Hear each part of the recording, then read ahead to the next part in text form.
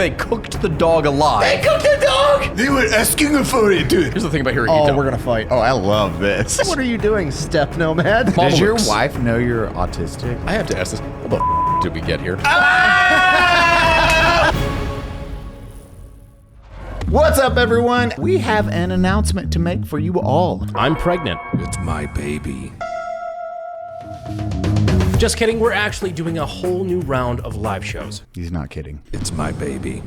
We are doing 7 shows across the United States. We're coming everywhere. November 14th, Nashville, Tennessee at the Winery Theater. November 15th at the Norfolk, Virginia, Attucks Theater. November 16th in San Diego, California at the Observatory North Park.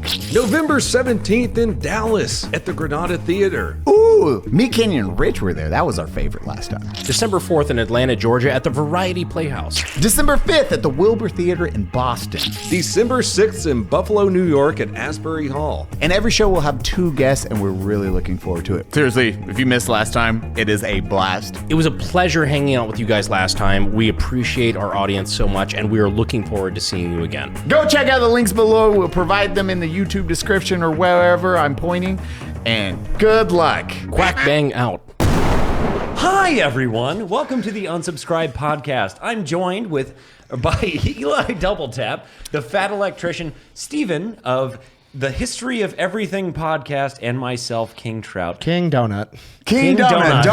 Donut. King Trout Donut Operator. Yeah, Trout Operator. Wow. Hi, you guys are like, what the happened? What's going on? The other boys had work to do. Brandon had to serve his military. He was in a mission of some kind, and Cody had to do police content. And now we're gonna pop these top. Wait, fuck! We did it backwards again. Oh, It's fine. Don't worry is that about how it. it goes? Oh, did wait. I I pull gotta full Cody and do it backwards? Wait, does you need one? So we Oh, pop yeah, it I already on, opened right all here. of mine. Right here. So we just need to count down on the count Yeah, on the you just- countdown, and then we pop at the same times. 3, 2, 1. Hi, everyone. Welcome to the Unsubscribed podcast. Once again, I'm We're joined doing by it Eli Double Tap, the Fat Electrician, Steven of the History of Everything podcast, and I'm Donut Operator. Did if you do that couldn't twice, tell. or am I that fucked up? No, this is a different kind of double tap that we're doing right now. He literally did it twice, which is even better because it God. all stays into Anyways. the episode. Good. Anyway. Steven, if you think we're cutting that, we're not. We're not. No, I get it. It's fine. Hi. Well, dude, this is going to be a history heavy. Welcome to Learning by CBS. We're excited for you to have this journey together. We're going to talk about communism, war, Fish. Fish. and psyops. Your camp counselor touching you, whatever comes up. Okay, listen, we're not talking about the repressed history at this point. All right, no, okay, we're talking about the normal stuff. It's not, yeah, exactly. That's There you a go. great name for a podcast. Repressed history. It's actually a really solid fucking. I'd steal that before someone else does. We start out with Anne Frank and then just get progressively more depressed. This is the high point of this podcast. Episode 1, the Tuskegee experiments. Oh, God. Gets into psyops and like theoretical physics. I did not see it. It has a huge following, though. Very loyal and autistic. It's great. Hi, dude. Welcome to Texas. I know. Yeah, thank you. You're in for a. Have you watched? How much of the content have you watched? Of Okay, everyone I've never else? seen a full episode. I have seen Same. clips everywhere across because I do a lot of stuff with TikTok short content, that kind of thing. So I will consistently just be scrolling through and there'll just be random clips. And it's usually you going on a rant about communism. Good. That is one of the most common ones that we'll see. And then there will be other things with guests that I'll see that pop up. But that is easily the most common one that pops up every time. I call those the lowlights. Why? The editor likes to capture me at my most unhinged and be like, you know what? This will sell it to everybody as normal content that they'd enjoy. Just like where I need the most understanding and compassion of like, oh, he's been drinking and gotten wound up for 2.5 hours straight. No, just that's how he is all the time. Peak is the rant impression content. that it gives off. It does well. Same for Trout. It does well. Is that why you wore your fucking commie watch today? Think I didn't notice? The first thing I sat down. Wait, for what makes it a breakfast. commie watch? It's what made is by it? communists. It literally was for communist China. It has the red star. It is China the sent seagull China sent 1963. a Chinese guy. So to this is Switzerland. Cultural Revolution. Yeah. Oh, nice. It's a chronograph, which actually, if you don't know a lot about watches, means that it's an automatic watch, right? So it recharges itself automatically as long as you're moving, provided, and then it's got a chronograph, which is basically a stopwatch. So you could track how long it's been since you've been starving your innocent civilians to death with your shitty ideology. But there's only second increments. There's no way they could calculate milliseconds. They don't live that long. The bullets get them before the hunger. I don't know if you guys have noticed, but the sparrows have been eating a lot of seeds. And I don't like them. Get rid of the sparrows. Little do they know, I'm an immigrant. Hey, Eli, did you sign a waiver before we came in here? You think fairs have waivers? Remember me, John. That's a pop. You'll get those from time to time. I'm just trying to light a fucking cigarette, bro.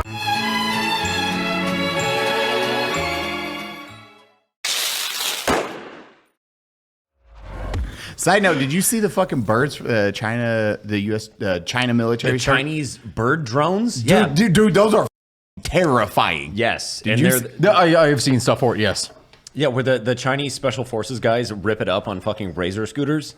Oh, God. Yep. They're like, yep. I forgot about that part. Yeah, because my first thought, I saw that full video. They throw the bird drone and then they like rip it up on fucking razor scooters. And I was like, I can't wait to blast some Chinese nerd on a scooter.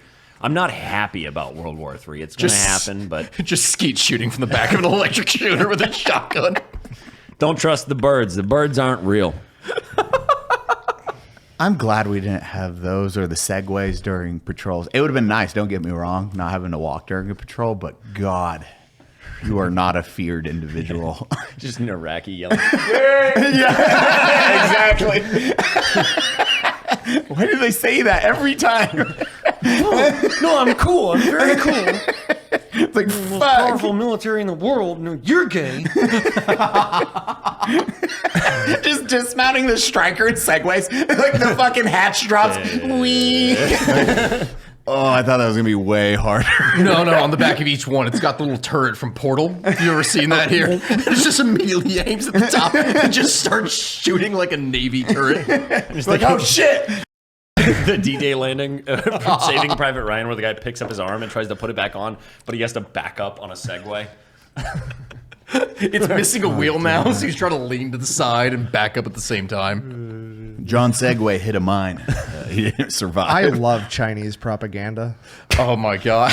Speaking of Segways, the amount of times that I have been sent the fucking Chinese knockoff of the Mark 19. It's a grenade launcher, but it's like a sniper rifle instead of a machine gun. And everybody's like, oh, this is terrible. Have you ever seen it? The Chinese have it's a grenade launcher, but it's a sniper rifle. Hold up, before the fuck you continue.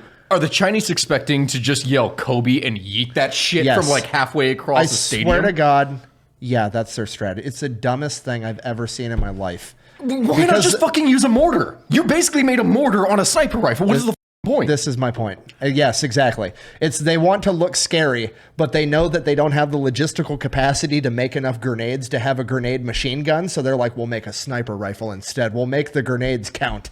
Because two things that should never go together: grenade, sniper rifle. Precision instrument, fucking grenade. No. What is this, a COD build? Have you ever... Dude, so it's got so much recoil when they fire it.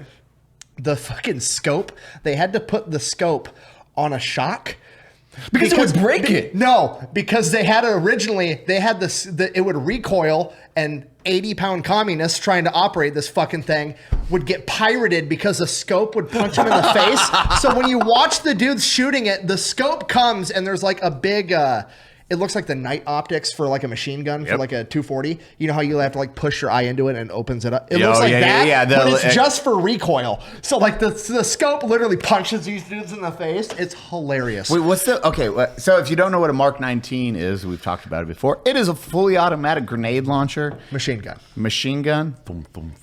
Machine gun. It's the thumper. A grenade If machine you ever gun. see a bunch of Humvees rolling up and you're like, why is the barrel on that M250 cal a little bit shorter? It's because it's extra spicy. It's the closest thing to Warhammer where you actually have a bolt gun, bolter, where it is an actual essentially. Bolt. Yeah, they're fun. I have stories I can't tell. I've told you guys about this. Send a warning shot. Not good for warning shots. Well, good for warning shots. They get the message really quick. Hey, shooting near something that counts as a warning shot. It just so happens the area that it encompasses. If they lose a leg, it's just a leg. They're still alive It was a warning. at that point. Yeah. So, what is the max effective range of this fucking thing? It's literally no further than a Mark II, than a Mark 19. Like a Mark II? What? Sorry, not a Mark II, a Mark 19. It's no further because it's limited by the grenade, but their excuse is like, oh, it's just more accurate. You're not going for accuracy with your volume of fire is what those are for. Just FYI. Dude, why would it unless you have someone who's already in an entrenched, hidden position to fire a grenade secretly down into, I don't know, what, an alleyway? Why would you have someone positioned in that position? Exactly. And even then, we barely use like. So let's pull it up. Dear God! Holy shit! Yeah. Look at him. You see him punch him in the face? Chase, Hold on. put this up. I'll get you this video, Chase. This gun punches this dude in the face. You see his Like, homie's got a fucking concussion right now. that didn't even hit his eye. That you could see his cheekbone push in and shift as it goes. Like, and he's like, oh, watch me hit this 6 foot by 6 foot target 200 yards away. just use a fucking mortar. Wait, is there? I want to know what the holdover is, or if that's actually shooting that. It's not lobbing it. Wait. Oh. No, it's not lobbing it. It's okay. shooting That's it. actually pretty So terrifying. that's why it recoils. There's no. It's not lobbing like a Mark 19. That is just straight like big ass bullet go at target and hit it. So you would have to have a direct line of fire, which if you were in that Defeats the situation, you could just use a rifle, or I mean, literally, if you. Yep. Anything. Welcome to my point. yeah. There's a group of people. It's cooler. Okay. That's my point. Is like, yeah. Is it? Do I want one? Fucking kinda. Is it stupid? Yes. That's the whole point. That seems like that seems like a special weapon that would have been equipped in Helldivers. Right. Like that's what that's it. Like not an actual practical weapon. That's like, oh, we're not actually trying to fight a modern military. We're trying to fight giant bugs. that is what the purpose of that gun is. The Chinese are super ready for that war. The only hypothetical scenario I can envision where we team up with the Chinese is a bug the war. funny part is deep somewhere inside whatever the Chinese version of the Pentagon is, the trapezoid, whatever the fuck they got going on. Yes. Like, the Americans are fat. We need a really big gun if we go to war with them. Get the grenade launcher from 40K. Every single weapon needs to be explosive. That's all that it is. It's got to be able to hit a target. So big, they weigh 180 pounds. That's Japanese. I don't care. The Japanese accent's slightly different from the Chinese accent. You want me to do? No, Yeah, I'm let me not hear gonna. your best Chinese accent. Easy way to tell, generally speaking, if they're in the same room, one of them has a sword, the other one doesn't have a head. Never mind. Sorry. It's a good history segue. Feels It's like insensitive, but it's not wrong. no, it feels like a competition to be more horrible at this point. Was that your segue to the consensual sex of Nanking? That way we don't have to bleep it. YouTube's rules, and that's how we stay in it. The Japanese are like, oh, we can call it that. That is a stronger name. Oh my god! Did you see how China was addressed? They were asking for it. Holy shit, that's so bad.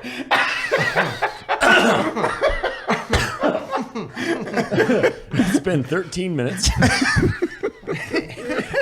It's just like that. The season is over. Thank you for joining us, everybody. Do you have any bad habits that you need an alternative to? No. Why do you ask? Well, have you ever heard of the flavored air category? No. Tons. Why? It's quickly becoming the leading alternative to bad habits. Is that the one that's a whole new movement towards better habits? Led by the sponsor of today's video, Fume.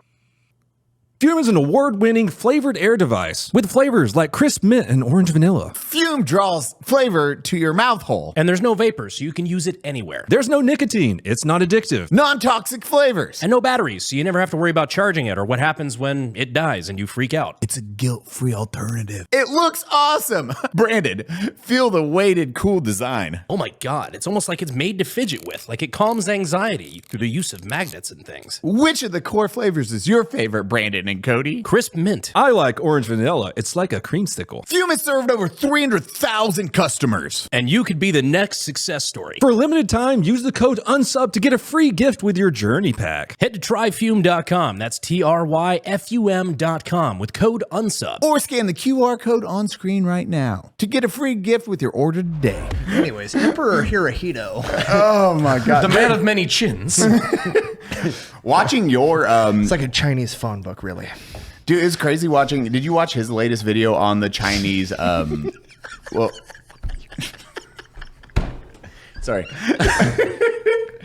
it's watching his newest video on the Japanese and how much that tide has turned from like what they did to Nanking to what it is the now, thing and they're of just Nanking. like fucked because all the legality and then how they're doing. I forget what was that article. Article 9. Article 9, literally Article Yeah. 9. And just how many restrictions were in place and how that had to change over time. And it's literally just a matter of if you go back into, say, this is going to sound dumb, Confucian ideology. It's about arguing the exact opposite stances using the same passage over and over again. And that is how legal arguments were done for thousands of years in Asia. So the amount of times that things would be twisted into new meanings or doing something, it's like, yes, this is self-defense, just preemptive that we're doing now. And that's how it is that Article 9 would change over time to allow the Japanese to remilitarize all in the name of defense. Oh, they need to be able to deploy their troops to this region now to defend beyond the home islands. Oh, now they need to be able to fire if someone is attacking them for defense, naturally. Oh, well, if someone is attacking their allies, we can attack them because if we let our allies get killed, that means that we could theoretically in the future be at risk. Therefore, we're defending ourselves hypothetically for a future event. Preemptively. Preemptively. Yeah, that's like how the animal kingdom's like, I'm going to kill all the young males so they don't get to breed with the women beforehand. What were the Exactly. Chinese doing that led the Japanese to believe that was the case, that they were preemptively defending themselves? Well, we Oh, did, no. it started This for is America. afterwards. Yeah. So this is the modern justification for why Japan is remilitarizing. Japanese. Okay. Yeah, so this Yes. is after I have World a War question. II. It was Yes. World War II happened, and then it was we instilled those rules, and then even like tanks. Tanks crack me up because they don't Special vehicles. It's like they're not allowed to have tanks, but they're allowed to have special vehicles. So for anyone which who are fucking tanks. Yeah, explain what a special vehicle is. So for anyone who doesn't know this in here, it's all about literally naming. That is literally all that it is. So the word tank in and of itself is something that was specifically created in order to misconstrue or misidentify, to make the Germans back in World War I think that it was literally just a fucking water tank. That is the origin behind tank in the first place. But they changed the name here again so that Japan does not utilize tanks. They use special fighting vehicles.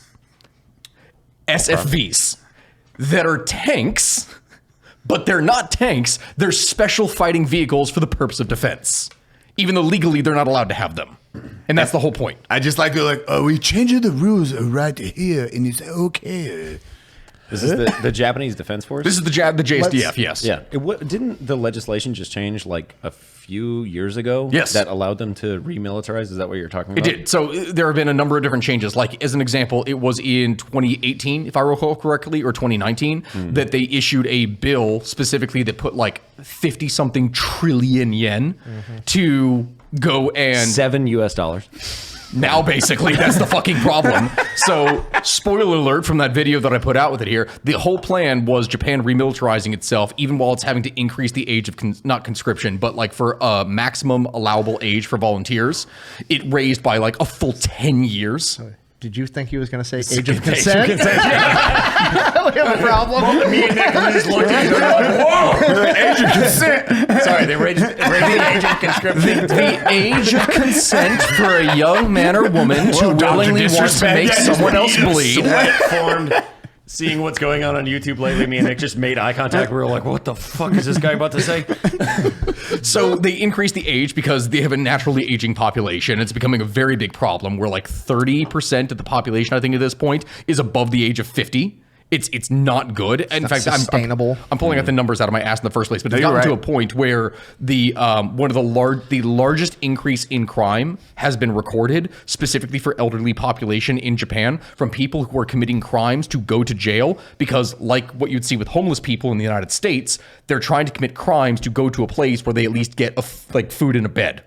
This is like the Japanese, so the children will not report their dead. When a grandparent dies, they will not report it and collect government assist. And then old people, back in the day and even modern times, it's like walk into the woods and do the honorable thing and just fucking die. Yeah. That was normal. It was just like you got to an age, you walked out into the woods, you passed. A more, an even cooler or heroic version of that, though, was after... what was the Japanese nuclear meltdown? Wasn't there one in Fukushima? A bunch of elderly people volunteered to go in and clean up all the radioactive stuff because they figured they'd lived out most of their lives. Which is fucking awesome. That society is so good. Did you see the quote from the interview from one of the guys afterwards? The quote, and I shit you not, I am paraphrasing when I say this, but almost directly it stated, we're not going to live too much longer past this anyway. Might as well give the younger people a chance to do something. And then they just went. Yeah, not America. We would not do that. They'd be like, "Fuck no, dude." No, yeah, I hate that. I hate collectivist societies. I am an individualist. My life is the most valuable thing to me. I value myself. Not above all others. I love the people I love. But I'm not going to sacrifice my life for the collective good. Hammer down the fucking nail. If that would have happened in America, watch me get King Trout pissed off. If that would have happened in America, the biggest issue would have been the boomers upset that they couldn't rent as much housing to all the young people that died to save them. That would have been the entire news cycle. With all the young people dying, the boomers are going to lose their investments. Now don't have an avocado toast and sealing the nuclear power plant. The rental market is collapsing. We don't have enough buyers. Yeah, no shit, Sherlock. They died.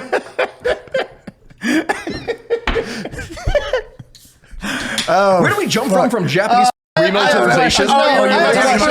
Anyways, people, and then kicking back to Japanese military remilitarization. Welcome to the podcast. Yeah, no, I like it. It's my favorite thing. You know, I just kind of feel like China is getting a little spicy. Just, you know, let Japan off the leash again. Welcome to Toyota-thon. You're now West Taiwan. Shut the fuck up. Toyota fleeting bringing out its new fleet of Toyota Hilux vehicles. Wait till China now finds the out about division. Wait till China finds out about Japan's new plane, the Mitsubishi 1. It's an improvement from their last one. Started with the 0, and now we're here. Dude, I didn't know, like, Mitsubishi just makes all... They make fucking everything. I was like, oh, so that's their military. How familiar are you with Japanese industry, or just the industries as a whole? Because Japan and Korea have a very similar system, or had one. You had the Zaibatsu and the friends with America.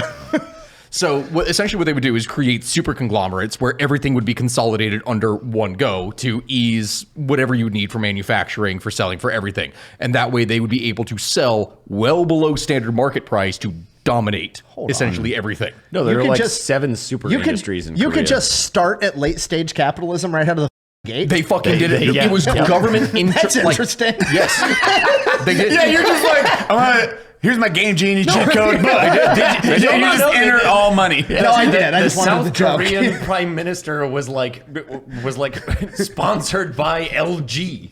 Like the Korean families are the most crazy shit. They are.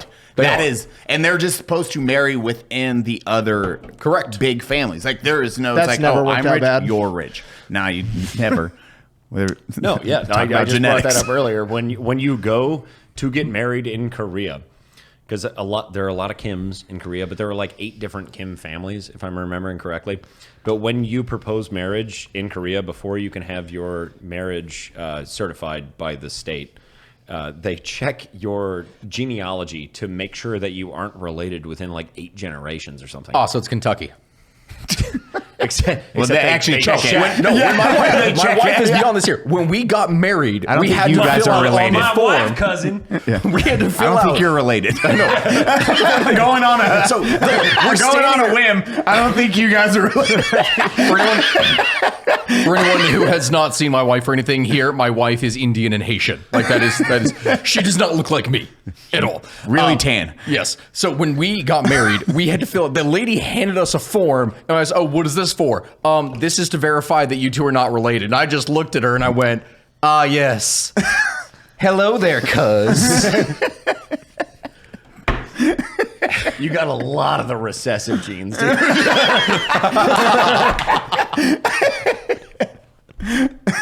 No, I kid you not. For the first couple years that I was dating my wife, her mother, who's Indian, by the way, I need to stress that she is Indian. She referred to me as her black son. What? Yeah, I kid you not. I don't know why, but that is what she is not African American. She is Indian. That's what she referred to me as. And so that's I don't know why. I ever met, dude. You think? Oh, my black son. You Were text like, your mom, tell her she's canceled. Yeah, your mom just got canceled so hard. She puts on 50 Cent when you walk in. I want to make sure he feels at home. I have Kool-Aid for you. It's like, Mom, stop, please, stop. My brown-haired, blue-eyed son wearing a Mario shirt. Oh yeah, absolutely. Man, man. I don't know why, but the short of that is we go there, have to fill out the form to promise, hey guys, totally, we're not related. Wink, wink. Yeah, no shit.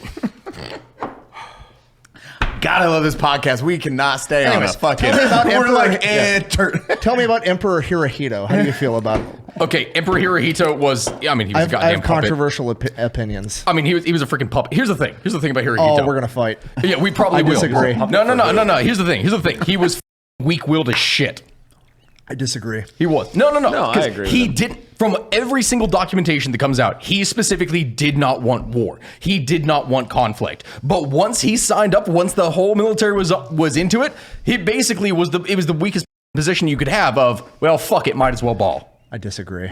What do you mean? Explain that. I completely think that he was complicit in the militarization of Japan the entire time. The military say, do you have any idea what was going on over the course of after the Absolutely. first Sino-Japanese I War, know- heading into the period with well, Manchukuo? Army, Navy, competing, disobeying orders the entire time. I completely think that that's fabricated. No. 100%. Have you ever read the book on it by Bix? No. He has an entire book basically saying that Hirohito orchestrated the entire thing and played it off like he didn't. That everything afterwards would have been fabricated? Yes. I Hear me out. I Hear me don't out. see that. Hear me out. Look. Okay, so the entire argument is that he doesn't have power and he's a puppet of the Army and the Navy, right? No, not that he is a puppet, is that he basically became that afterward. But because here's the thing. that never happened in Japanese history. Literally, that is the entire fucking thing for Japanese I history. know. That is one of my big points. Nobunaga is like, he was like, went to the daimyos and everything. The entire point of the Japanese emperorship throughout all of history. Do you have any idea how little power? Do you know when the last time the emperor actually had real fucking power in Japan was? Defined as what? 720 AD with the Nara period. Not according to the Japanese constitution during World War II. Yeah, for what is supposed to happen. What is supposed to happen doesn't actually mean it fucking does. I'm listening. I love this. And who This is good. Who determines the documentation on what did happen? All of the people that would have sworn to defend the emperor? From the same people that tried to fucking coup and like to keep the war going? Right, but why would you coup a guy that didn't have any power in the first place? If he was just a puppet that had no power, why would you say, holy fuck, we gotta kill him to overthrow Because him? if he makes a public announcement that's to the entirety of the people. That's the point. So he's not powerless. He is technically not. That's the thing. But legally, for what you'd be able to do, the amount of precedence that has to go into changing any single action within the government, it takes a lot more than that. It sounds like he just needs to get on the radio and say what's up. He needs to. Exactly. However, have you ever tried to get a Japanese person to say what it is that they actually fucking feel in a scenario instead of repressing it and holding it down? So he was powerful. Yes. And no, it's quantum fucking physics at this point with Hirohito. It kind of sounds like you're just like, look. Oh, I love this. I could beat up my sister, but I'm not gonna. Fight. That's what it sounds like. Like, could I win this fight? Absolutely. I'm just not going to because I'm an okay person. Well, I'm just saying, the final vote on whether or not Japan was going to surrender was cast by the only person that directly answered to Hirohito on the council. Hirohito decided to surrender. Yes. Okay. Hirohito also sanctioned the attack on Pearl Harbor. Okay, yes. Okay, that's my whole point. He's way more powerful than everybody plays him off to be. He was literally the sun god. I understand that, Okay. but it's not a matter. Okay, look, when we're talking about this, it's not saying that he was completely fucking powerless. That's never the point. Okay. It's just that people either think in terms of absolutes, that he was either the one who was directly in control of everything or the one who could absolutely do nothing but sit by as a helpless puppet. There is no arguing that he was not complicit in all the shit. Okay. That's the thing. The reason as to why he was let go in the first place was specifically because of a thing to save Japanese honor and also to make the occupation afterwards easier. That is the entire purpose as to why that was done and why he was spared. Okay, we're close enough to being on the same page. Then. Exactly. Otherwise, he would have been tried. Because here's the thing. Just because you may have been forced into something, if someone gave you a gun and held a gun to your head and said, hey, kill this person, and you kill them, you still fucking killed them. You still committed murder when you could have tried to do something to get out of that. Oh, I don't even think it was that bad. No, I think it was complete. I don't think they put a gun to his head. I'm giving it as an example. Was right, the no, for Pope sure. I'm just saying, complicit like- in the Crusades? Like, Actually, yes. Yeah, well, fuck yes. You kidding me with the first one? The Pope directly as He really knows medieval. I say this as a person. Chase, zoom in on my face right I now. say this as a person, born and raised Catholic, all right? From the first Pope to call a crusade, specifically the action done in an effort to strengthen relations and ties with French nobility and garner power around himself to secure his own position within Italy and also the power of the papacy. You don't think Yes. he was countering Islamic influence across Europe? He was! Yeah, Because yeah. guess what? Here's the thing that bothers me with history that happens with a lot of people. It's not fucking black and white. No matter what Yes, it anyone is. says in this here, It is. it's multiple levels of grays that overlap. And so someone can do something for guess what? Guess what? Oh, you're the best. Multiple fucking reasons. Yeah, Oh, man, I I would say love- that's objectively So, good.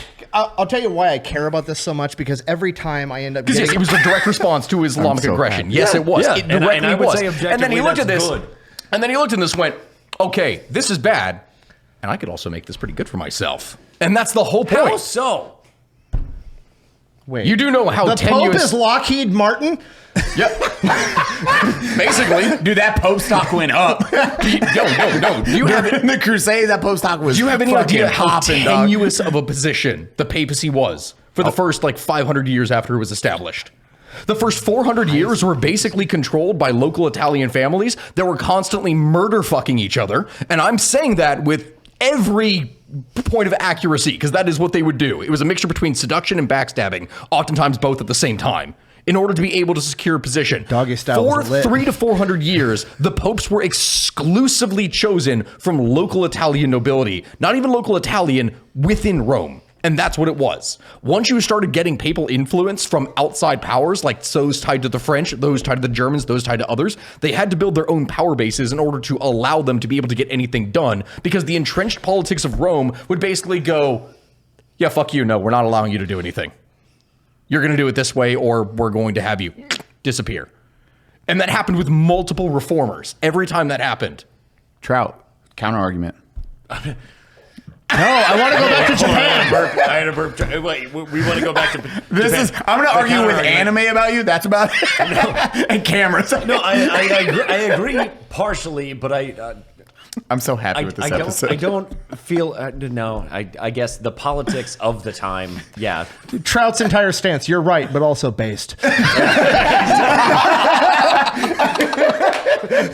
I get on the Hirohito argument because I always end up getting stuck on arguing with people on the internet about the atomic bombing of Japan.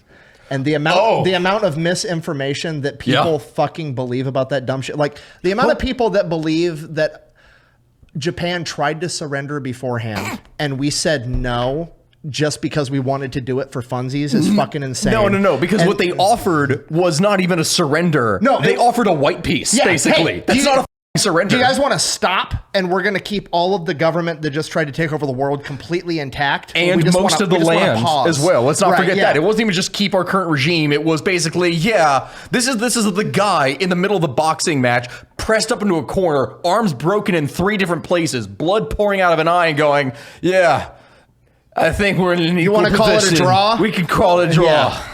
And Japan, again, was not a peaceful... This is a warrior society at this point. Like a warrior society, which the ideology, which I think Americans have a really hard time. It is like kamikaze suicide. It was imperialist. That is normal. It was imperialist.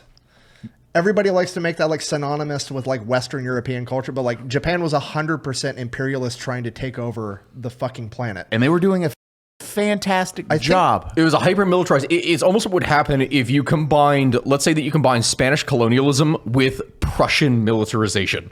That is the closest thing that I could possibly associate with it, because their entire ideology behind it was, we want to be a member of the big boys, being the colonizers. They wanted to do that, but that was the whole idea behind the East Asian co-prosperity sphere, was that they were the biggest brother that was going to be taking care of all the little Asian brothers. And that was their point. So everyone else was going to be subservient. They were all going to be one big happy family, but we're the big fucking brother. And just so you know, if you mouth off to the big brother, you get popped. You get very brutally popped. Yeah, and they controlled how much? They controlled the most. Yeah, they controlled. If you go by geographical landmass and territory, it was. I think it's the biggest empire that's ever existed. No, Mongolia. Other than Mongolia, so it's close. I think the stat they're taking into consideration was like sea rights and shit too. That doesn't. That doesn't. Granted, because otherwise you're all this land. It's ocean. Listen, if you want to count the sea rights, the British Empire at its height would beat that fucking ass out by 1,000,000 miles. Well, there was a giant sense of racial superiority too. I don't know if that never went away. Yes, there was. That never went away either. I know. I don't know if it came up. But yeah, the Japanese considered themselves racially superior to all the rest of the Asians who were talking about. It's the big brother. Or whatever. It's the biggest brother. They were the ones who were on top. The consensual sex of Nanking. No, there's like this really funny short of I don't know if he's like a Japanese historian or whatever, but he's like in the traditional Japanese like robe formal outfit. And it's like, it's the snippet of Joe Rogan on his podcast explaining that the Japanese were such this badass warrior culture that the Mongols showed up and the Japanese fucked them up and they left. And it just cuts to this Japanese like historian dude laughing hysterically. He's like, no, bro, it was a typhoon. It was every time. Three typhoons. Point of interdiction here. It was both. Okay. Because the fucking thing is, they did actually make landfall, and there were multiple battles on land. Tsushima. Here's the problem. Tsushima. Yes, literally. Tsushima. Not even just Tsushima. They landed on the mainland. Mainland too. Yep. And they did fight battles. Here's the fucking problem. So this is the whole thing when you actually look at Japanese history and the whole point with how the samurai were structured in the first place. So the samurai fought in almost the same way that the Mongols did at that time. They were horse archers. That's what they were. The whole sword is bullshit in the first place. Like the sword was never actually the common weapon. It was very the spear rarely and the bow. It never is. With the bow being the number one, and that is what they utilize. It's why if you look at old samurai armor, they have these gigantic pads. Think of like a football pads on steroids, where they're just gigantic squares that are right here. And the whole purpose of that is to block arrows. While riding a horse, point back here, I have a giant square shield on my shoulder that's protecting my face. And that's the whole point. So they're fighting the Mongols with almost the same type of tactics against, it's honestly not Mongols at that point, it's mass Korean levies that have been forced into the battlefield by the Mongols, but they win.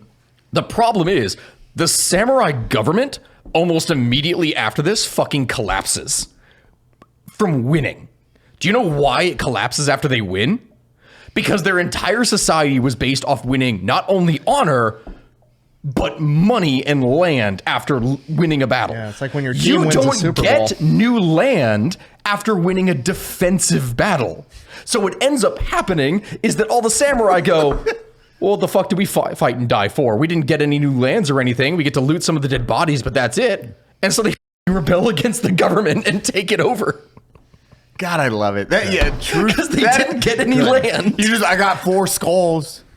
They didn't bring gold here because you're not traveling with anything of merit. You're just coming to take everything. Most from of the treasure and fleet and whatnot went down to the bottom of the fucking ocean from the typhoon. They didn't have anything worth taking. And Mongols, I know you've done like different beats on it, which we will get into it because it's one of my favorite pieces of history. Like Mongols didn't give a fuck about like property or any of that shit. They were a roaming tribe. They're the steppe people. At least in the beginning, yes. Yeah. When it was Genghis, like Genghis was very big, and then the generations fucked that up. But when they went to Japan, it was just like, hey, conquer shit.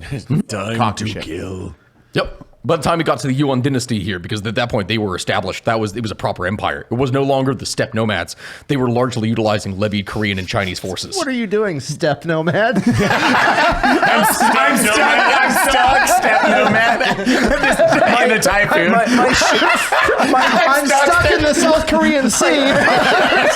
It's a fucking Genghis Khan. Genghis Khan had the most children. His butt's out of the water. Just the captain standing on the boat, which is currently being impaled on a sharp rock. Oh no, I'm stuck. Steppe nomad, help. Nomad, I'm stuck. Oh, it's gonna be an unsub merch. Just Genghis Khan with his ass out. Yeah, steppe nomad, I'm stuck. Is aggressive. All alone? Now time to trim the old pubes. Hey there, beach babe. Are you ready to soak up those summer vibes and get the perfect beach bod? I don't have pants on. Yeah, I noticed. Well, you're in luck, because our friends over at manscaped.com have you covered from head to toe. With the Performance Package 5.0 Ultra, they'll have you looking and feeling good this summer. Trust Manscaped to unlock the confidence you need to turn heads this summer season. Join the 10 million men who already trust Manscaped and use discount code UNSUB at checkout to get 20% off your order plus free shipping. Let's make this summer your smoothest one yet. Keep your ear and nose as tidy as your hedges. With the Weed Whacker 2.0 ear and nose head trimmer, you'll be looking classy as ever. The updated Lawnmower 5.0 Ultra groin and body hair trimmer got a summer makeover. It's waterproof now for all those times you need to shave your groin or body hair at a pool party. So get 20% off plus free shipping using code UNSUB at manscaped.com. The summer sun is here to stay, so trust Manscaped to keep those pubes at bay. Oh no. I'm not offending I mean, anyone. that basically was what happened with the establishment of the Qing dynasty in the first place.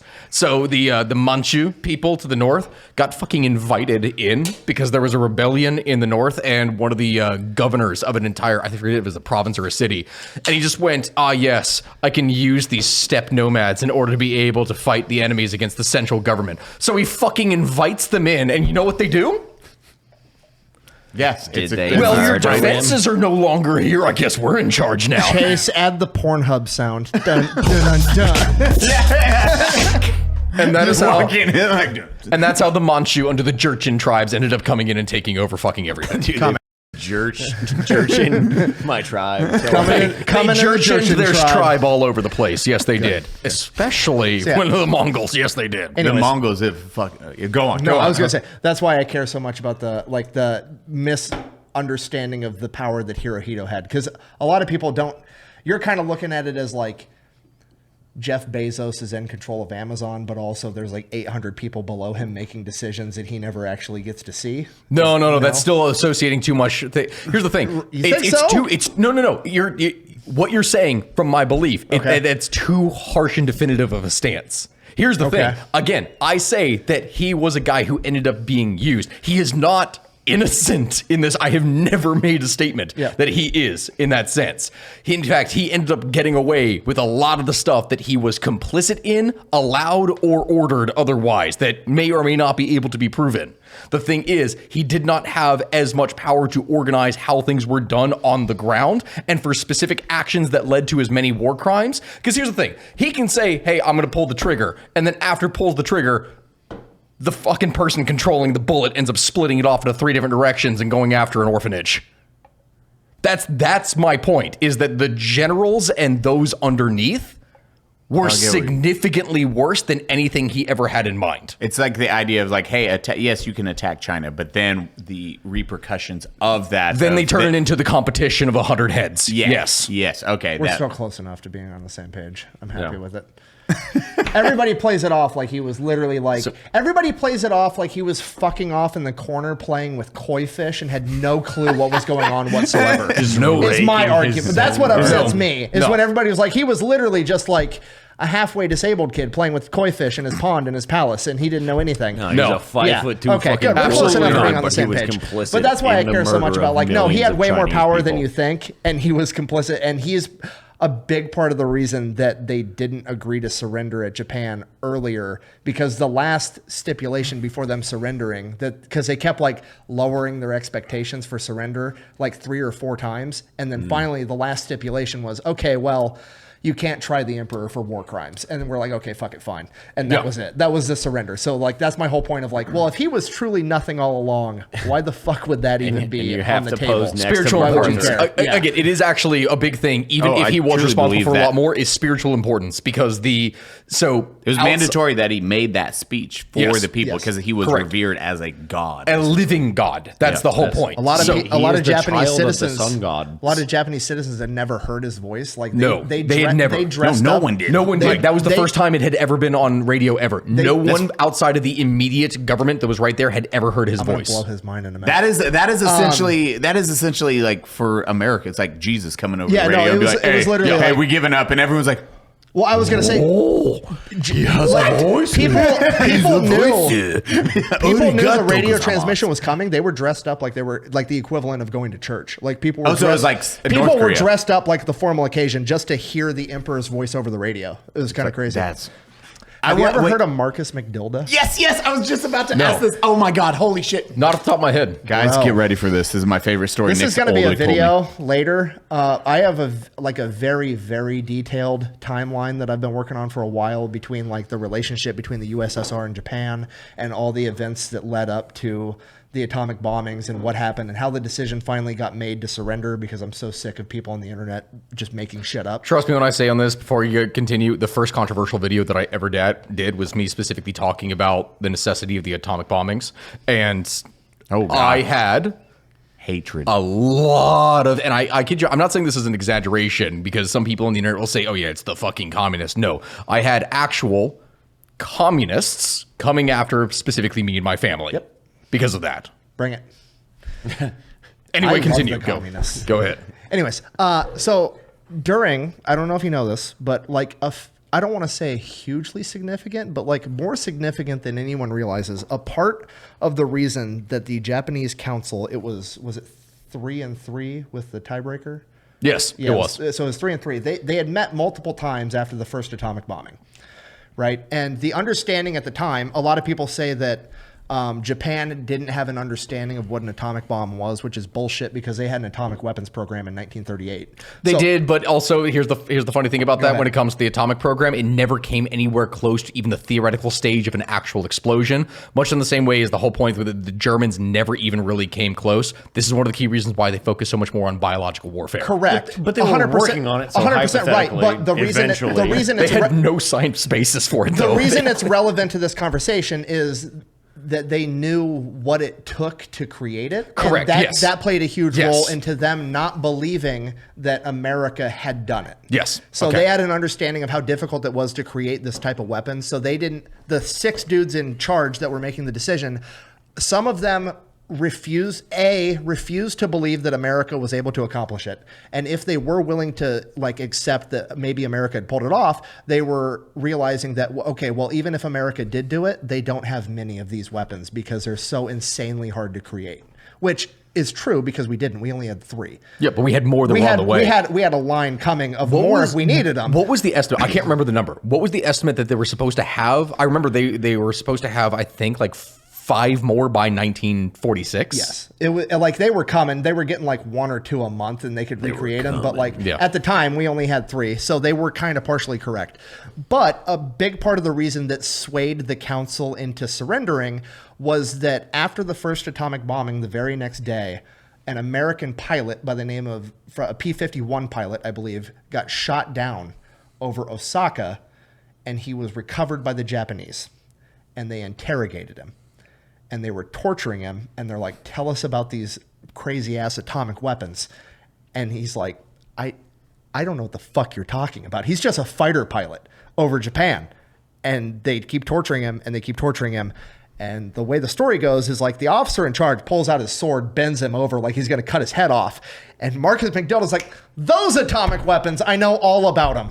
And just starts lying his ass off about the entire thing. And he's like, they're talking about science and he's like speaking English to people that only speak Japanese. And he's like, as you know, there's a lot of pluses and minuses, like referring to the charges of fucking like electrons and protons. Yeah. Neutrons and electrons and positrons. When it's getting translated from a translator to a Japanese officer, they're like, oh, fucking this guy knows what's up. They send him to, where was he? Tokyo, right? Mm-hmm. You said Osaka, Kyoto, right? But Tokyo would have been the main emperor at. When he was based out of Tokyo. Okay, so they sent him to there, and they interrogated him further, and that's where they had the head dude of their nuclear program previously with a translator, and this dude eventually came to the realization, like, this guy literally has no clue what's going on whatsoever. He's just lying his ass off. Mr. Dildo is making a shit up. In the time that it took for him to get transported there and get determined that he was full of the Japanese government had already heard that the Japanese had recovered an American pilot that knew about the weapons, and he told them that America had hundreds of them on hand.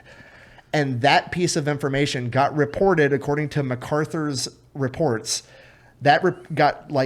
information got spread throughout the meeting of the council that America had hundreds of weapons, and was like a pretty decent sized part of their reasoning to surrender because they thought America had a ton of them. Oh shit. Holy shit. We have a 5 city. Well, not to mention that just about every fucking city. We only have a 5 Remember in the first place city. that all the cities were made out of wood. Like that's why firebombs were more effective. Correct. They did way more damage. Why firebombing was so incredibly effective because it was all so packed together. We're going to talk about the bat bomb. Paper and wood. What do you know about the bat bomb? I know about the fucking bat bomb here and that whole program that they spent millions on that ultimately ended up not being able to actually function. It was awesome. Here's the thing. Theoretically, it did work. In tests, it worked. In practice, it didn't. Do you want to tell the story or should I? We'll do it together. You start. Okay. So everyone knows, back in World War II, there's a lot of fucking weird weapons. There was a lot of different ones. And there were many different cases throughout history of people utilizing animals. And what they discovered was that, so the majority of Japanese homes all over the country are made of wood and paper, and they are all glued together, because the half of it was that they most of the time didn't even use iron nails to nail any of this shit together. They would literally use wood joinery, exactly, and stick that together with paper, which is fantastic carpentry. It's artsy as hell. It's beautiful, but problem with that is that it makes it remarkably easy for when a fire breaks out for everything to go to shit. So they were using varying different incendiary bombs, but the problem with incendiary bombs is that they are bombs. The moment that they get dropped and utilized, this means that someone is able to go out and start fighting the fire immediately.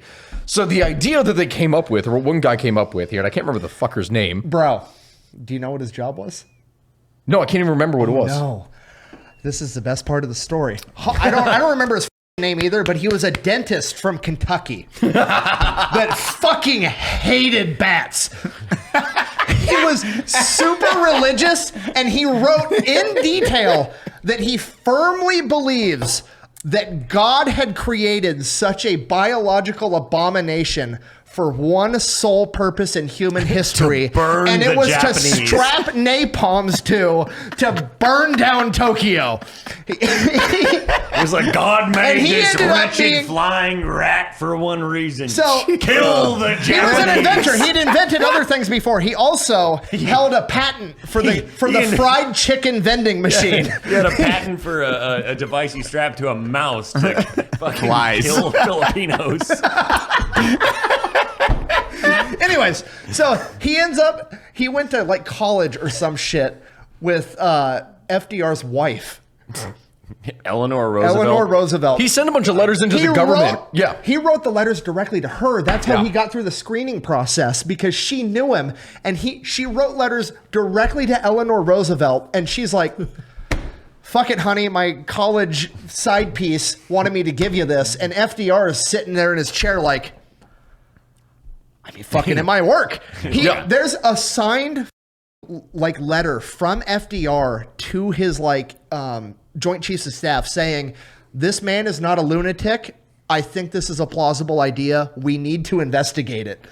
The amount of times that animals have been used in varying different degrees of warfare is scary for how many times it's actually worked. One of the old, the queens that had a revenge story was the pigeons. birds. Yep, the birds, and burnt down a whole fucking. That was Katerina. Olga of Kiev. Olga. Yeah. Burnt the city down. Also, with for animal spares. weapons, one of my favorites is when the Soviets were strapping bombs to the dogs, dogs. to be anti-tank. No. They were training dogs to be anti-tank weapons. So they were training dogs to run and hide under tanks, and then they would blow up.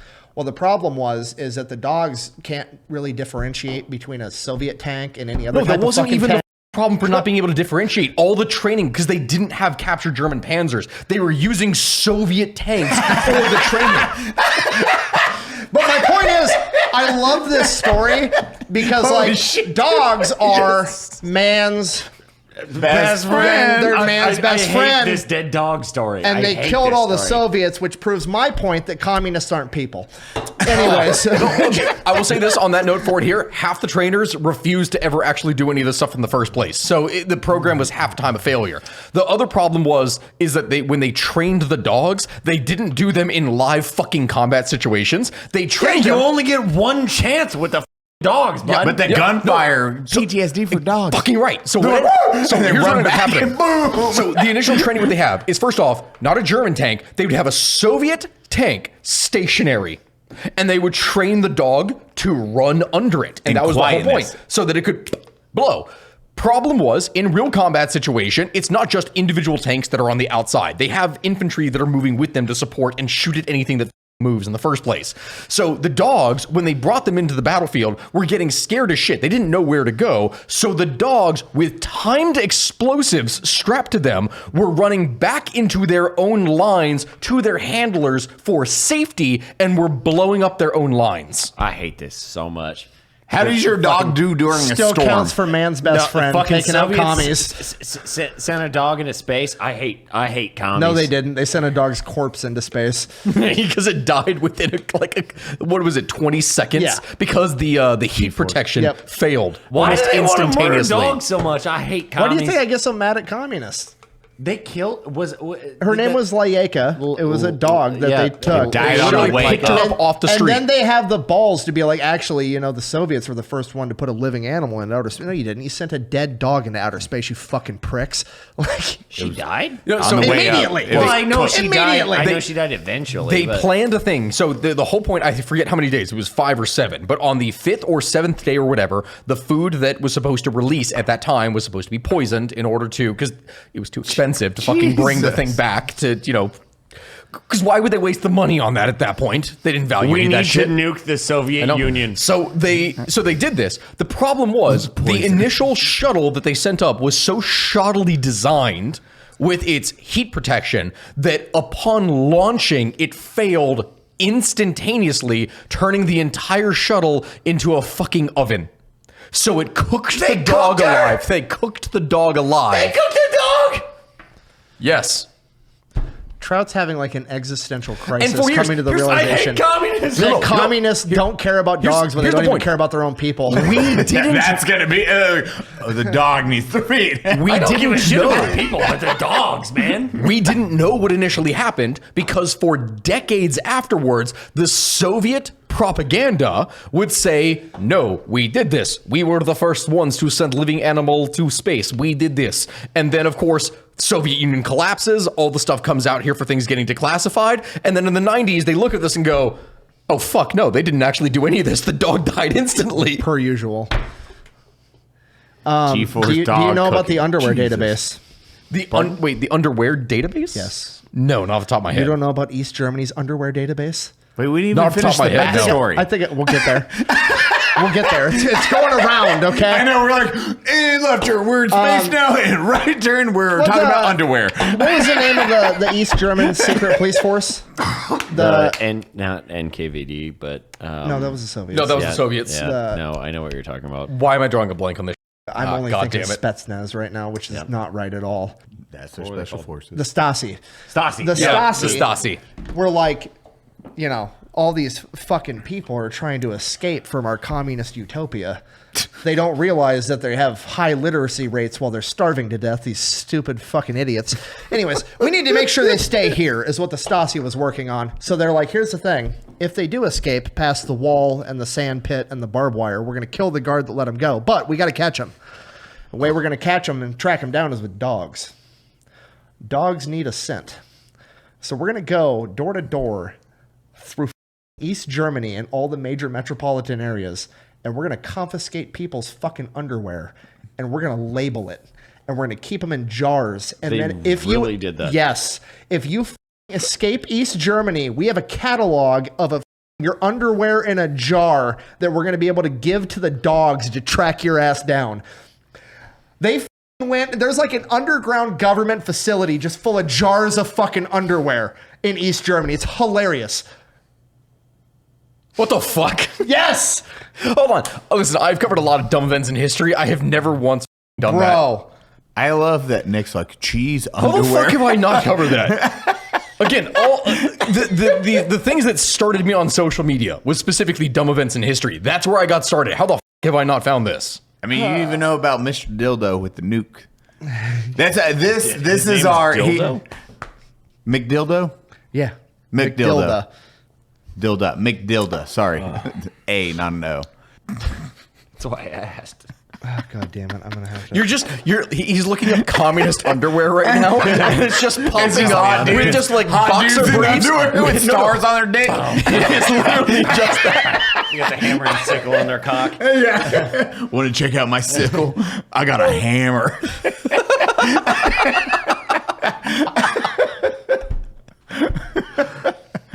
Drooling, Nick. God, When Nick has a raging hard-on for hatred against communism, and it's just underwear pictures popping up. It's like, fuck, I should have searched something else. I know.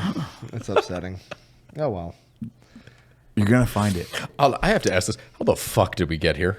Oh, this is, Anyways, bro, back this to is the welcome to bat bombs. unsubscribe. Yeah, back to This is the bat bombs. a And I podcast. My tangents on my own show. Back to the bat bombs. Where were you? Yes. Everyone As you comes were. here and they're like, what the fuck happened? We don't know. It's called alcohol history. You want another White Claw?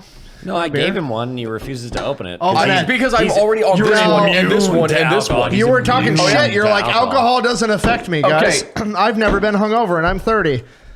Which one of that is most empty? And I'm going to grab it. I'm going to drink it right now. Wait, don't drink Don't the whole yes. thing. Yeah, we don't Yes. need No, Nick, I don't want my...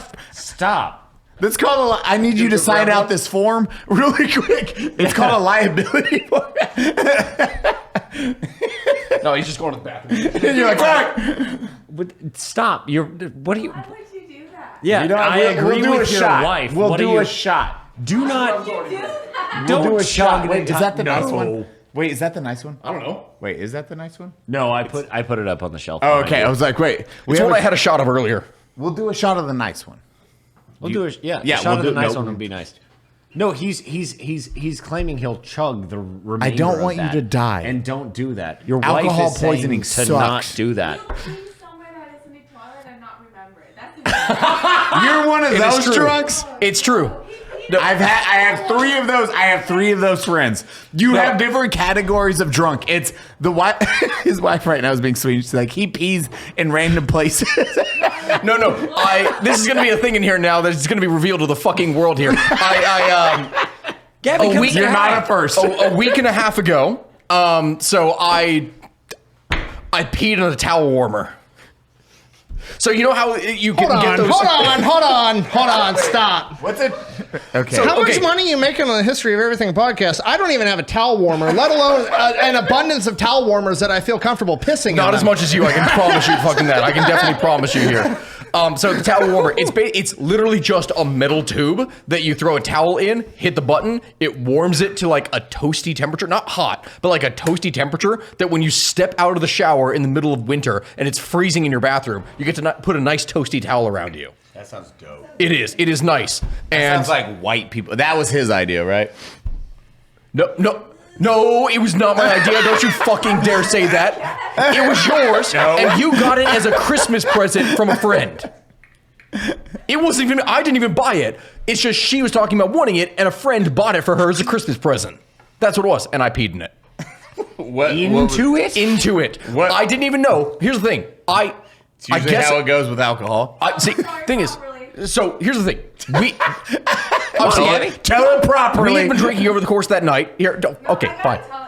This is his white wife. Yes, this is my cousin. Yes. This is my cousin from Kentucky. Allow me to introduce her. Yes, hello. No, okay. So I wake up and I'm like, why is my towel warmer uncovered? It's uncovered and it's on the ground. Like everything's on the ground. Why does it smell like asparagus? No, literally. So he wakes up and I'm like, hey, what did you do to my towel warmer?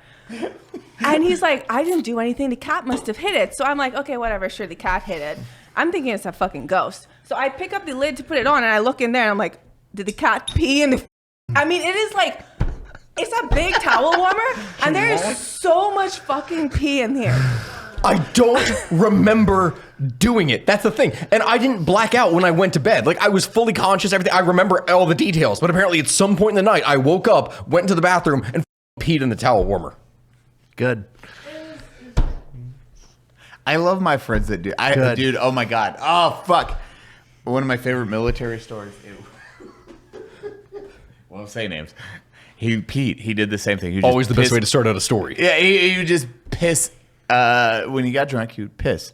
So he was pissing, and Garasek was laying on the floor. Garasek's asleep. We're all shit wrecked. Garasek just passed out.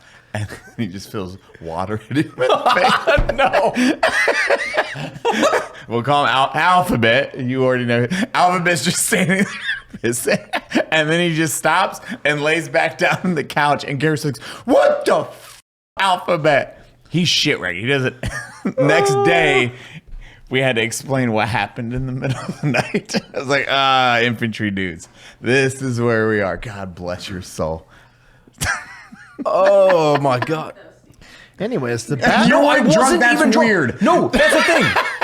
How was the bat bomb a failure? Who's Because this I for? disagree that it was radically successful. No. Here's the thing. It worked from all practical tests. Yes. It did not actually work when they tried to utilize. I don't think they ever utilized No, that's the thing. That's why, because the program got shut down before. Oh, okay. So we're on the same page. Yeah. I thought you were saying it didn't work. I was like, no, it's highly effective. No, we just it decided worked. not to. It worked in all the practical tests. It's just in the end, they didn't actually use it. Do you know the official reason why they never actually used it? God, I can't remember. I covered this like 3 years ago. I don't remember. They didn't have enough time to round up enough fucking bats before they were going to finish the atomic bomb was the reason that they abandoned the project. They're like, by the time we breed 3 million Mexican dovetailed bats, they'll have finished the atomic bomb and we won't need them. I'm trying to look at this. Cost of atomic bomb in 1945. What was it? $300. For 20 million. Okay, so they spent $2 billion on the project in 1945 as a whole, which is the equivalent of $30 billion in 2023. Like that was the atomic bombing the cost in here. If I recall correctly, they only spent a couple $1 million on the BAT program. Ooh, Eli! I'm a ghost. What are you doing? I'm here to tell you about GHOSTBED. Is this an ad? It might be an ad. Why are you in my bedroom? I don't know. Scoot over. Let's talk about it. Every Ghost mattress has a 20-year warranty. Some even have a 25-year warranty. And you can try them out for 101 nights, worry-free. If you don't like it, just send it back. I don't like this. No hard feelings. One of our favorite things about GHOSTBED is that it has cooling technology. So if you get hot at night, like we do down here in Texas, it's a lifesaver. I'm uncomfortable. But you're not hot, are you? I'm uncomfortable. But you're not hot, are you? GHOSTBED also offers bundles, so they have everything you need. Just choose one of their 4 mattresses and pick your bundle. Why are you doing this to me? 4 mattresses! 4? Right now, GHOSTBED is offering 50% off all their products. Just use code UNSUBSCRIBE at checkout or go to ghostbed.com/unsubscribe. Please buy some ghostbed.com/unsubscribe. I'll be under your bed if you need me. Do you know the story about how the BAT program got continued? What do you mean continue, like into Vietnam? They almost canceled it the first time. And then it got pressed into actually becoming a finished product that they ended up abandoning because they couldn't get enough bats. Yeah, that sounds like military. After the first test, so because it worked, but they killed the bats that they used the first time. Right, but they tried to abandon it. They were like, "Fuck!" You know now why we got it got a to stay billion alive? bats, and we don't know what to do. I tracked down the actual. I tracked down a book, but we're fucking doing this. Steven's fucking going hard. Okay. Oh, you need to wait. It's okay. No, grab Steven another one. He'll do it with us. Yeah, no, he's immune to alcohol. Cheers. Right, Slancha. Oh, and then we tap it, and then we shoot it. Before you all did that, I had already drank the other So one they of were this. going to have the very first. That is some of the best whiskey ever. They were going to have the very first test of it. Thank ever. you. And Amazing. this was an Army project at the time. So the Army was heading up this project, and they were going to have the test of it. They did the test. It ended up almost burning down the entire airfield. Yes, because it wasn't just the airfield. It's like specifically where they were located, barracks like and where they were everything. stored. Everything got lit on fire. Yes. Like San Diego. No, they were like out in the fucking desert. So like there was nowhere for the bats all to secret. roost, except for the buildings that they had built for their operation. Very wooden buildings. So they like burnt down the entire airfield, and the Army's like, well, this doesn't fucking work. And there was one Marine Corps general that showed up because he thought it would be funny and wanted to see it. And that one Marine Corps general was like, what the fuck do you guys mean this isn't working? That worked exactly how it was a supposed working to. demonstration You guys are that just proved that dipshit. it works. So then the Marine Corps general took it up, and the Marines ended up finishing the program because the Army didn't want to anymore.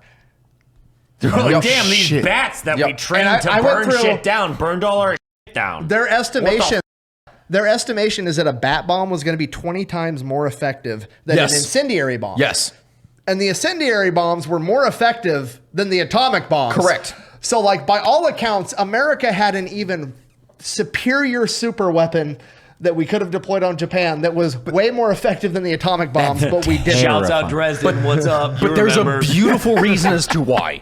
So we think of fighting fire. You think of fighting fire with water, right? You douse it. That's what you would do. The beautiful reality of why this would have worked so much more effectively in comparison to a standard incendiary bomb is that the best way to fight a fire is to create breakages in the fire's path in order to stop it. Like, you don't give it fuel. Yeah. So when a firebomb hits an area, it hits a concentrated area, and then from there it spreads out. So if you can destroy enough of the area surrounding it, it will have nowhere to spread.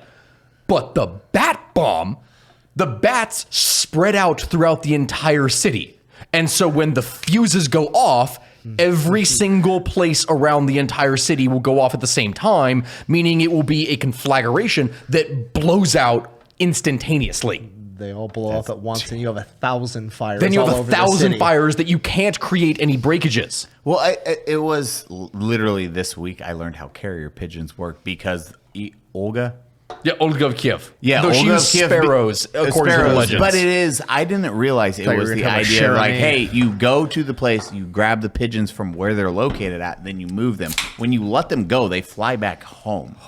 Yeah, That's they're the name. homing pigeons. Homing pigeon. Yes. I did not know that. I was like, wait, how the fuck do they send messages like this? And you'd have a dude that lived in that city, grab that bird, walk all the way back. It wasn't just homing. They would use pairs. So they would typically use mates. So they would always fly to each other. That was the whole point. So the boy pigeon knew where to tell the girl pigeon to fucking go. No.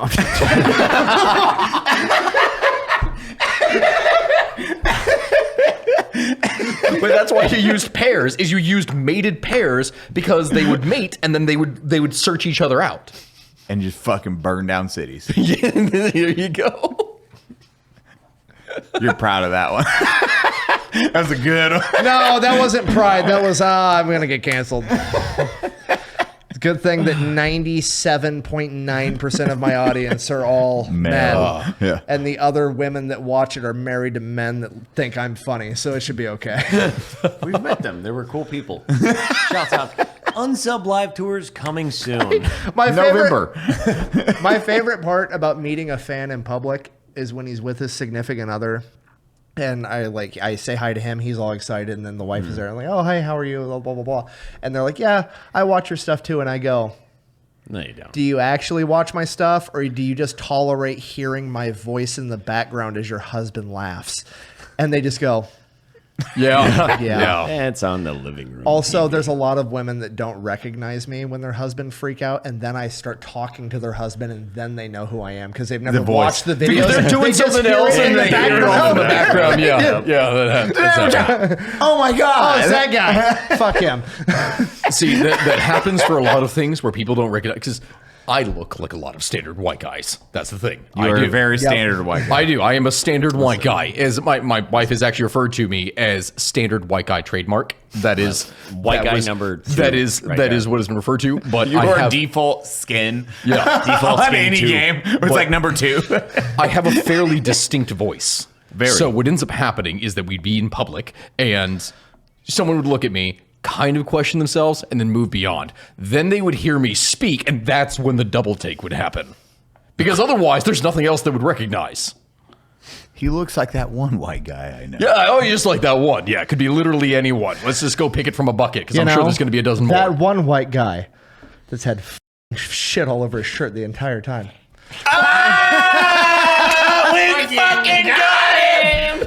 Oh, he has remained undefeated. The Fat Electrician. 15-0. I've been wearing this shirt. I've been wearing this shirt since 3:30 in the morning. I firmly believe there's probably some kind of stain or something on this shirt. He just shoots you. There's blood splatters my face. There's a cum right there. I didn't even look down. I didn't even look down. I'm looking right here. He's just fucking pulled up anyway. Trout's just like, I can do it. I can do it too. I can do it too. He does that. My favorite was Wendigoon. Definitely my favorite. Definitely not my favorite. My favorite wasn't even caught on camera. I think I've told this story before. Which one? When I tried to do it to Chuck Liddell. That's dangerous. I met Chuck. I knew I was going to meet Chuck the first time I met Chuck, and I was like, I'm going to fucking do it. I told myself I was going to. I chickened out. I told myself I was going to do it the second time because I met Chuck and drank with him, and he's really nice and he's super cool. And I was like, I'm going to do it. I chickened out again. And then the third time I met Chuck Liddell, I'm like, fuck it, I'm going to do it. And I go up to Chuck Liddell, the Iceman that I grew up watching as a middle schooler, just put people in coffins for a job. Like, I thought this was the baddest man on the fucking planet. Punch for a people decade. in the face. And like just watching him on X-Science commercials and Spike TV. And I walk up to Chuck Liddell and I go, Chuck, you got shit all over your shirt, bro. And Chuck deadpan looks me in the eyes and goes, no, I don't. I do that dumb shit to people. And I immediately went, I believe you. And he goes, Understood. He goes, here, watch this. Turns around and then does it to somebody right in front of me. It was the fucking best experience I've ever had in my life.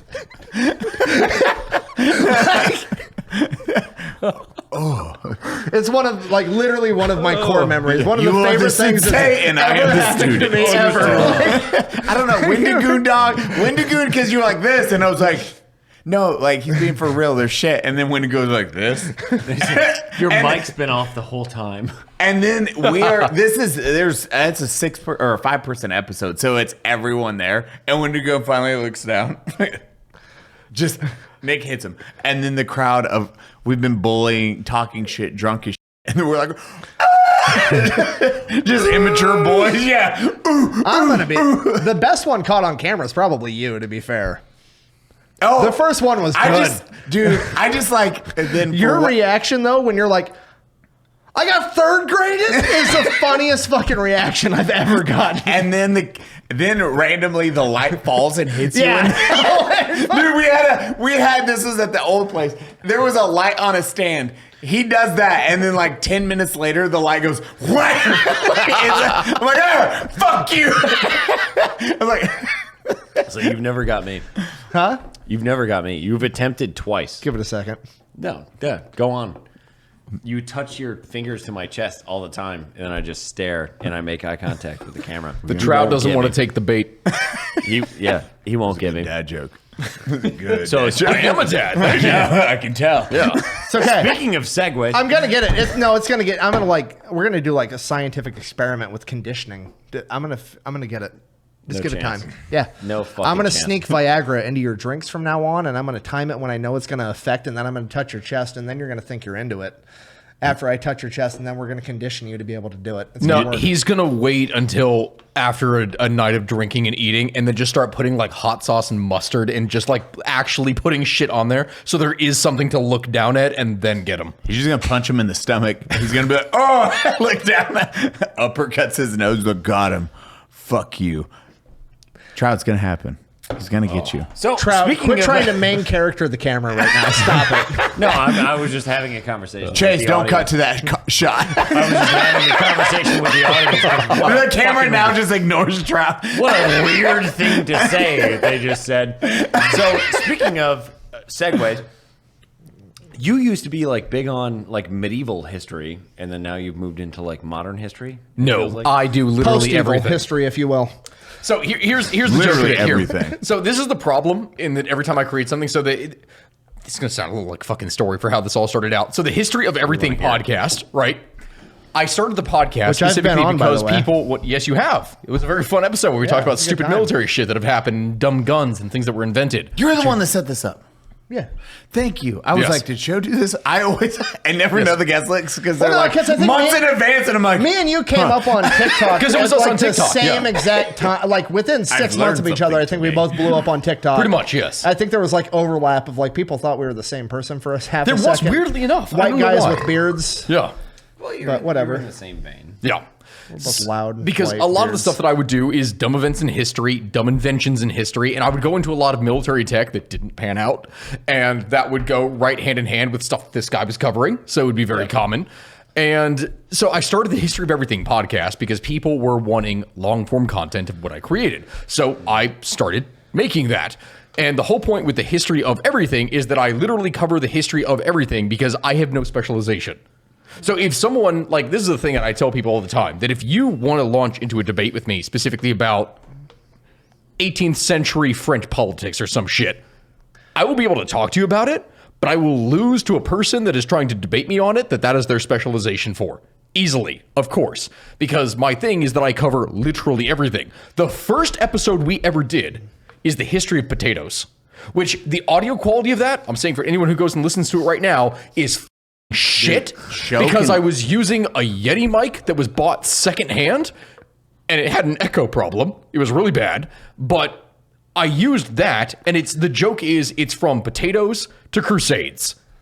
Literally anything and everything, because everything has a story. So I would go into all the weird history of all these little details. Military animals, potatoes, which, by the way, on that note for it here, did you know that potatoes people believed cause a disease called scrofula? Joe, did you know Tell that? me more. I don't believe Okay, do you know what She's scrofula Irish. is? She just knows in what the a first lack place? of them causes.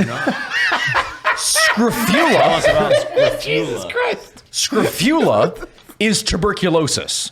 It is the same bacteria that causes tuberculosis, except That when you explains get why I eat the potatoes infection and cough. in a place outside of your lungs. So, exactly. People think tuberculosis is just the lungs. Scrofula is when you get that same bacterial infection, but in like the arms or the face or the groin or some shit. Like you Wait, what the f does that do then? It will literally rot you. It will kill you. Gross. Yes. So it's way worse than tuberculosis. No, tuberculosis in the lungs, it's the most deadly, easily. But the problem is, it propagates. You will survive a lot longer suffering with scrofula. So the thing is, they believed that potatoes in the early days caused this disease, and the only way to cure it was to be touched by a member of the royal family. God, I am not fucking I love kidding. old science is my favorite. I'm not kidding. So there would be a ceremony called the King's Touch, where the king of a respective country, and this was very common in France and England, the king had a medallion called I shit you not, this is the actual name, a touch piece. That's what my uncle called it. Yeah, there you go. So, and upon their coronation, there would be a ceremony where they would take this touch piece and they would touch the peasantry while prayers are being recited over them. And that whole thing was supposed to cure the peasants of scrofula, because that was the belief. That is that by touching them, you would believe this, or that you'd be cured. So going into the 1700s, I can't remember the exact name of the king who it was, but it was in England. It was like one of the last examples. And I can't remember the exact king who it was, but at his coronation, and for anyone who's watching this right now, they can look it up. He when asked if he was going to perform it, he said yes, did it, and then wished upon the crowd that had gathered after praying over them and said, "May God give you better health and better sense." Like, tell them that they're a bunch of superstitious ass peasants and they need to grow the fuck up. I shit you not. That is the exact... Dude, old kings just don't give a So that's one of the big stories. To this day, it's my favorite episode that I ever created. But the story of it with everything is that the history of everything is literally everything. That's potatoes, horrible, isn't Crusades, modern geopolitics, whatever it is, it has a story, and that's what I talk about. Isn't that the worst? Like, it's so, like, because me and you have very similar backgrounds. Like, well, no, it sucks because it's like there's a lot of videos that I did, and it's like, man, that's a fucking 45-minute hilarious video. Good thing I covered it early on in my career in 3 minutes with horrible fucking audio and video quality. Really glad about that. I'm sure you have the same feeling. The amount of comments that I also get that talk about it's like, man, this is an interesting subject. The amount of times that he says this could be an entire video in and of itself is getting annoying. And I'm like, yes, because every fucking time I talk about something, it could spawn 8 other videos because we could talk about anything else. That's the problem with the history of everything. You could cover everything. But it's super interesting. Like, I will say, going through yours, I was like, whoa, okay, well, this is a harder one to take notes on. Where do we start? I was like, I'll just do rough notes on this one. I'll listen to a handful of episodes and then we'll go from there. Hey, this piques my interest. Nick, this will pique his interest. Mm-hmm. Trout, I was not thinking of you being in this episode until this morning. And I'm here. And Nick sent me a text and was like, "Hey, you want to be in this episode?" I was like, "That's a great idea." I feel like you started on medieval history. To a degree. Transferred. I want to talk about crossbows. To a degree. That's why I'm trying to get him into medieval history. Okay, I can. What subject? What are we talking about? Crossbows. Genoese? Pavis? Are we going into the bands? Are we going into the papal relations with them? What are we talking about? I'm doing a video. We're talking about Chinese? No. European. Only solely European. History. Okay, are we talking about the Balisarian? Imagine you when you're talking about the early Roman forms? That history. 2 people are talking at me right now. Okay, are we talking Genoese and the Italian ones, or are we talking the later Roman ones that were used by house guards specifically to defend things? Western European England. Okay. Sounds like everyone knows. I'm drowning. All right. So many words. Crossbows. So, Death of Richard the Lionheart. No, Yes, that's crossbows. time period for That. Okay. There. Got it. We've locked in.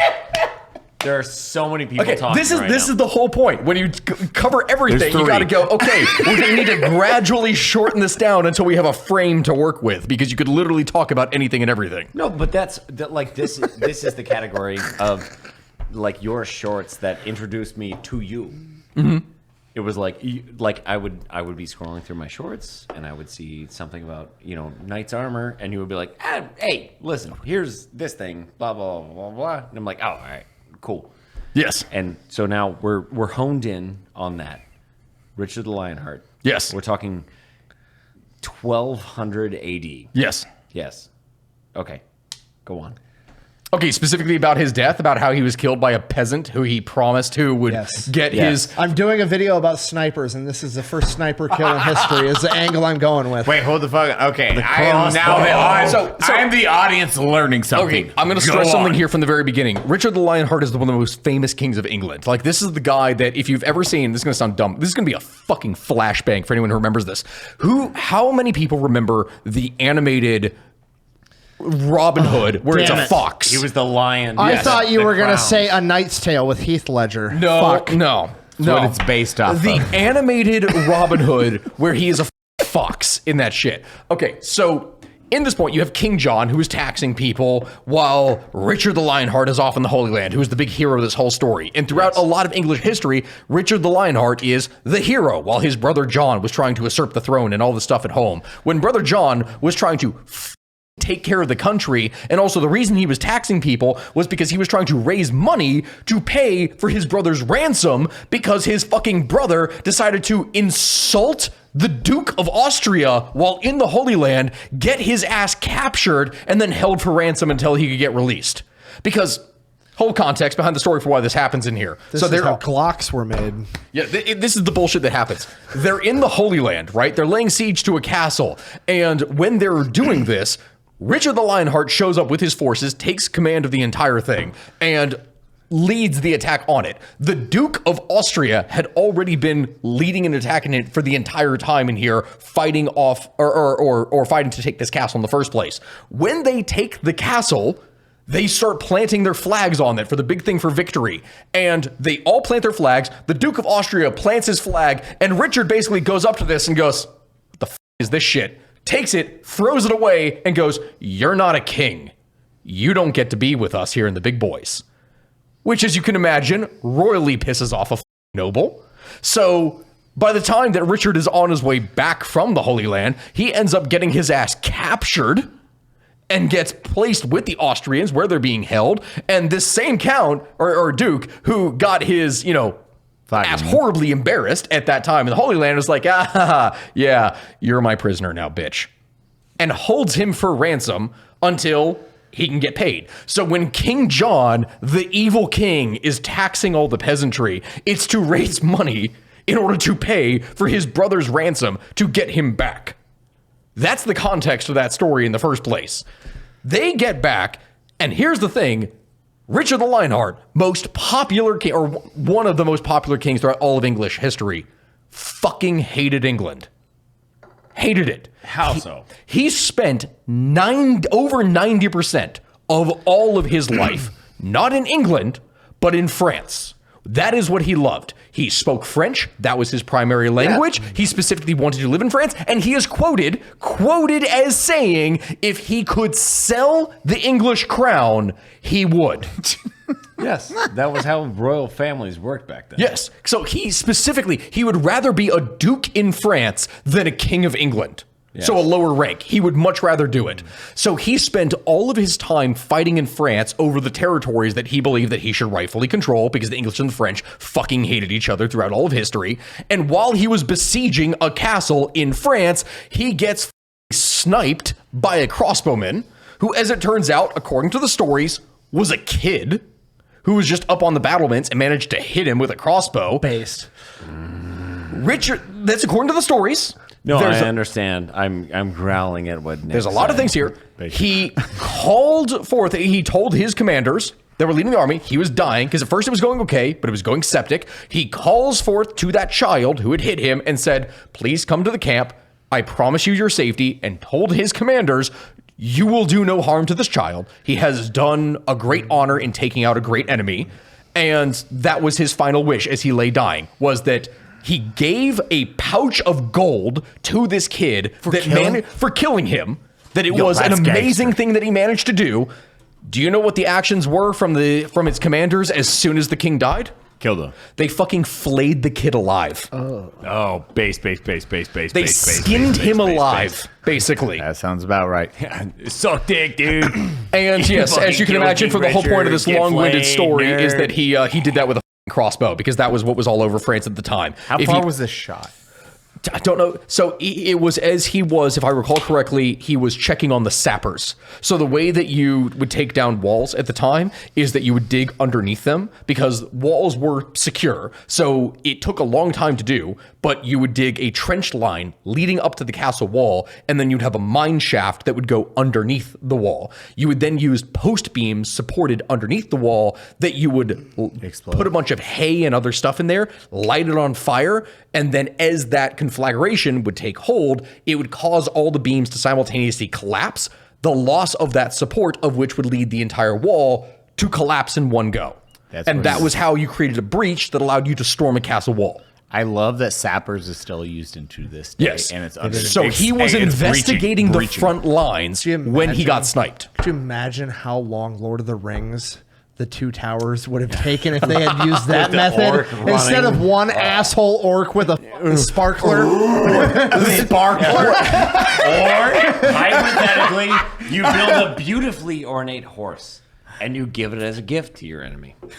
And I gotta use the bathroom. I gotta use the bathroom. I'll be back. Get it.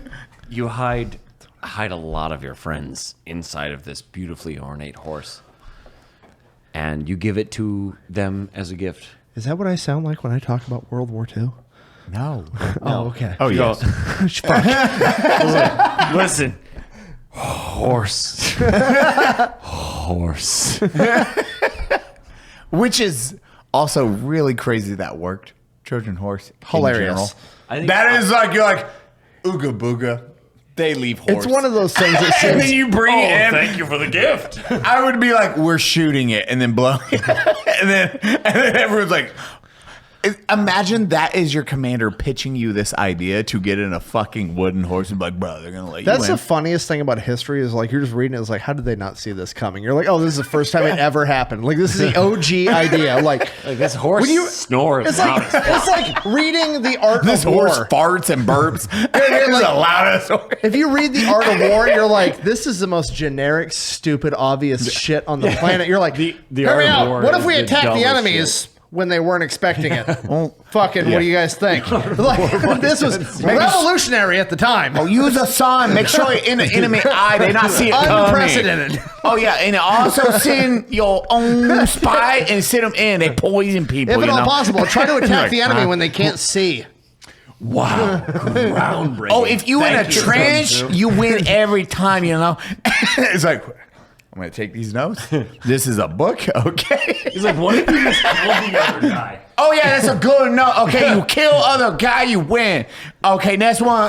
Wow, thank you. They're just pitching ideas. He was just the first guy to write that shit down. If anybody... Unsub's about to start a B channel. The Unsub side projects. We're going to have the entire audio book of Eli reading The Art of War in that voice. I'll do a Chinese voice. It's a Chinese voice. Okay, you know? But no, I just did like an hour and a half long video on Carlos Hathcock, and I kind of like talked a little bit about the initial like crossbow being the OG sniper. Yeah. Why that kind of got brought up. Oh, we was commenting, hell, the whole thing with the Genoese. So here's the funny thing. When it came to the crossbow and how it was used. So within the Italian city-states, it was one of those common things to have crossbowmen. That was the defensive guard. That is what was utilized as one of the primary mercenary forces. Genoese, Pisan, Milanese, these crossbowmen were one of those common mercenaries that you could possibly have, and they were high quality because they were used for city defenses. The problem is that theoretically, they weren't actually legally allowed to leave the city to fight for another country. It had to be negotiated by the city itself in order to allow it. These men were trained almost in the same way that you would have for English longbowmen. But it's a lot easier to train people to crossbow than it is anything else. Yeah. So they were constantly used in so many foreign conflicts and wars that they were elites, basically. I don't have to wait for the anatomy of their bone density to change for them to be able to draw the crossbow. No, that's what a winch is for. You just fucking pedal it until you be able to turn it. Chronologically would have been, what, like the 14-ish hundreds? Technically, yes, but you're talking about a period largely where it's used from the 1100s is one of those common, going all the way into the 1400s, yes. Okay. So because past that point, you have the... era. Yes, because past that point, you have different groups of Italian mercenaries called the condottiere. And the condottiere, they are the ones that would be used to compete with, like, you have the varying different Swiss mercenaries, you have the Landsknechts that would appear later. It's that period. Careful, that's a slur. Jesus Christ. Chase, bleep that. Don't. Keep it in, Chase. Good. We just keep everything Trout says. He's like, take it out. Chase, keep it in. He's like, no. I'm just giving him word. Do you know who Carlos Hathcock is? Off the top of my head, no. The famous Marine sniper with like 93 confirmed kills. Oh, yes, yeah. I do, yes. So like, you know how he always has like that legendary story of shooting through a scope? Mm-hmm. Nobody's ever been able to redo it, including Mythbusters. I redid it. You redid it? Yeah, I got it in like 100,000 frames per second.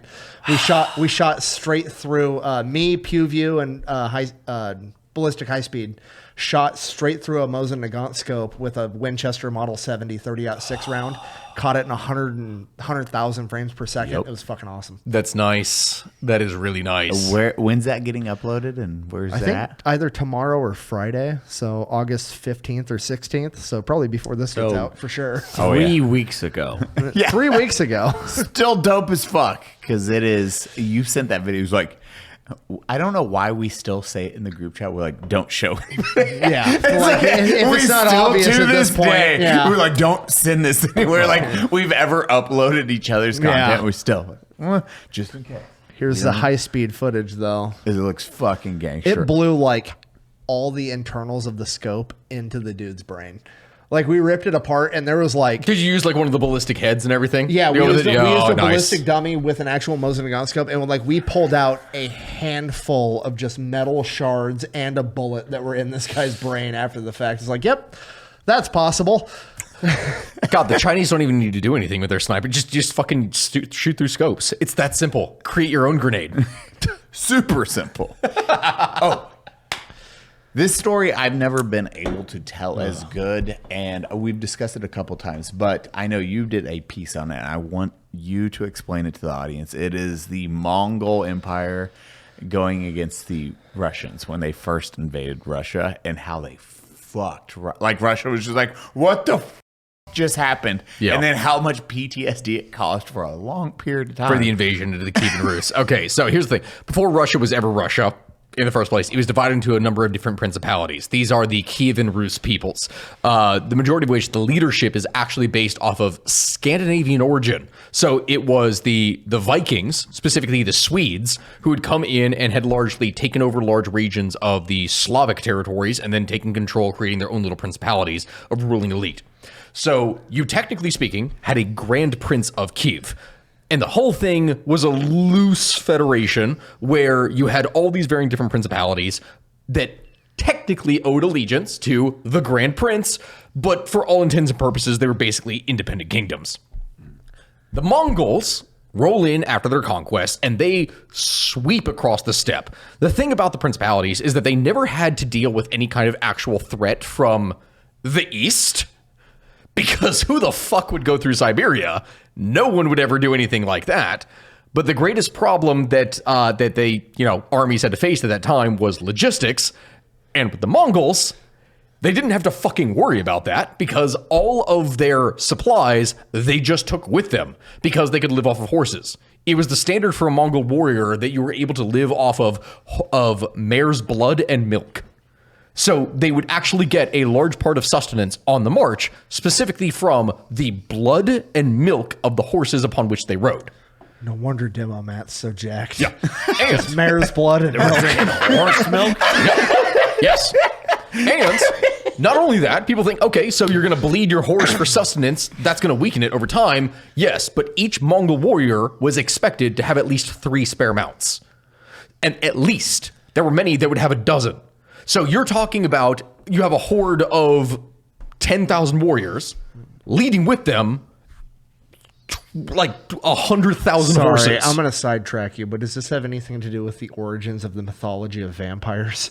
Because this sounds like it might. No, that's a whole thing. Okay. That's a whole thing with Transylvania. So sorry, I just heard blood-sucking horde that shows up in Invite the horse into your house. No, completely different story with that. Never. Okay, fair. So they would subsist off of it because they would raid, pillage, and the problem is that no one could use burnt or scorched earth tactics against them because they moved so fast that they would reach a place before they had a chance to actually burn the supplies. So they would take whatever it is that they wanted in the first place. You couldn't really scorch earth against them.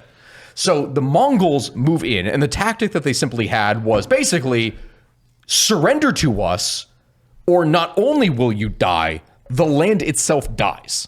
That they would burn every single thing to the ground. This is where Saltner, that is where that statement came from. They're like, we're fucking. No, that came from the Romans. And that came from the Romans because the fall of Carthage, the quote from Scipio Africanus, the conqueror of Africa, was that they would salt the earth so that Carthage would never rise again. No shit. Okay. So Carthage, like northern Tunis, this was a very fertile region in the first place.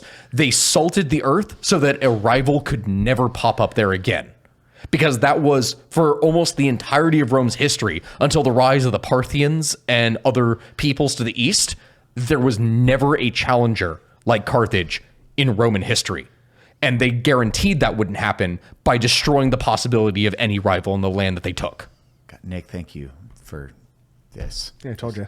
Thank you. So that's where that comes from. I pick good podcasting. So the Mongols move in, and because of how fast they move, they conquer everything. The nobles end up rallying under specific leaders because the way that they work is they rule under boyars. Boyars being the equivalent of a knight, count, duke, etc. It's a local lord that is the one that controls the serfs, and they lead forces into battle, whatever. It's generally pretty small armies, but led by these local elite retinues. They don't have a strong mercenary or middle class or anyone that can actually stand up to them in comparison to what you would typically see in places like England or others. So the boyars go in and they attack the Mongol encampment. The Mongols initially retreat, and then the boyars, yeah, I love this. Greedy little fucks that they are, decide, hey, these Mongols have been looting and pillaging and burning and taking everything for this entire duration, so their camp is absolutely stacked with loot. We're going to start taking stuff from it because now it's all these riches that we're going to be able to enrich ourselves with.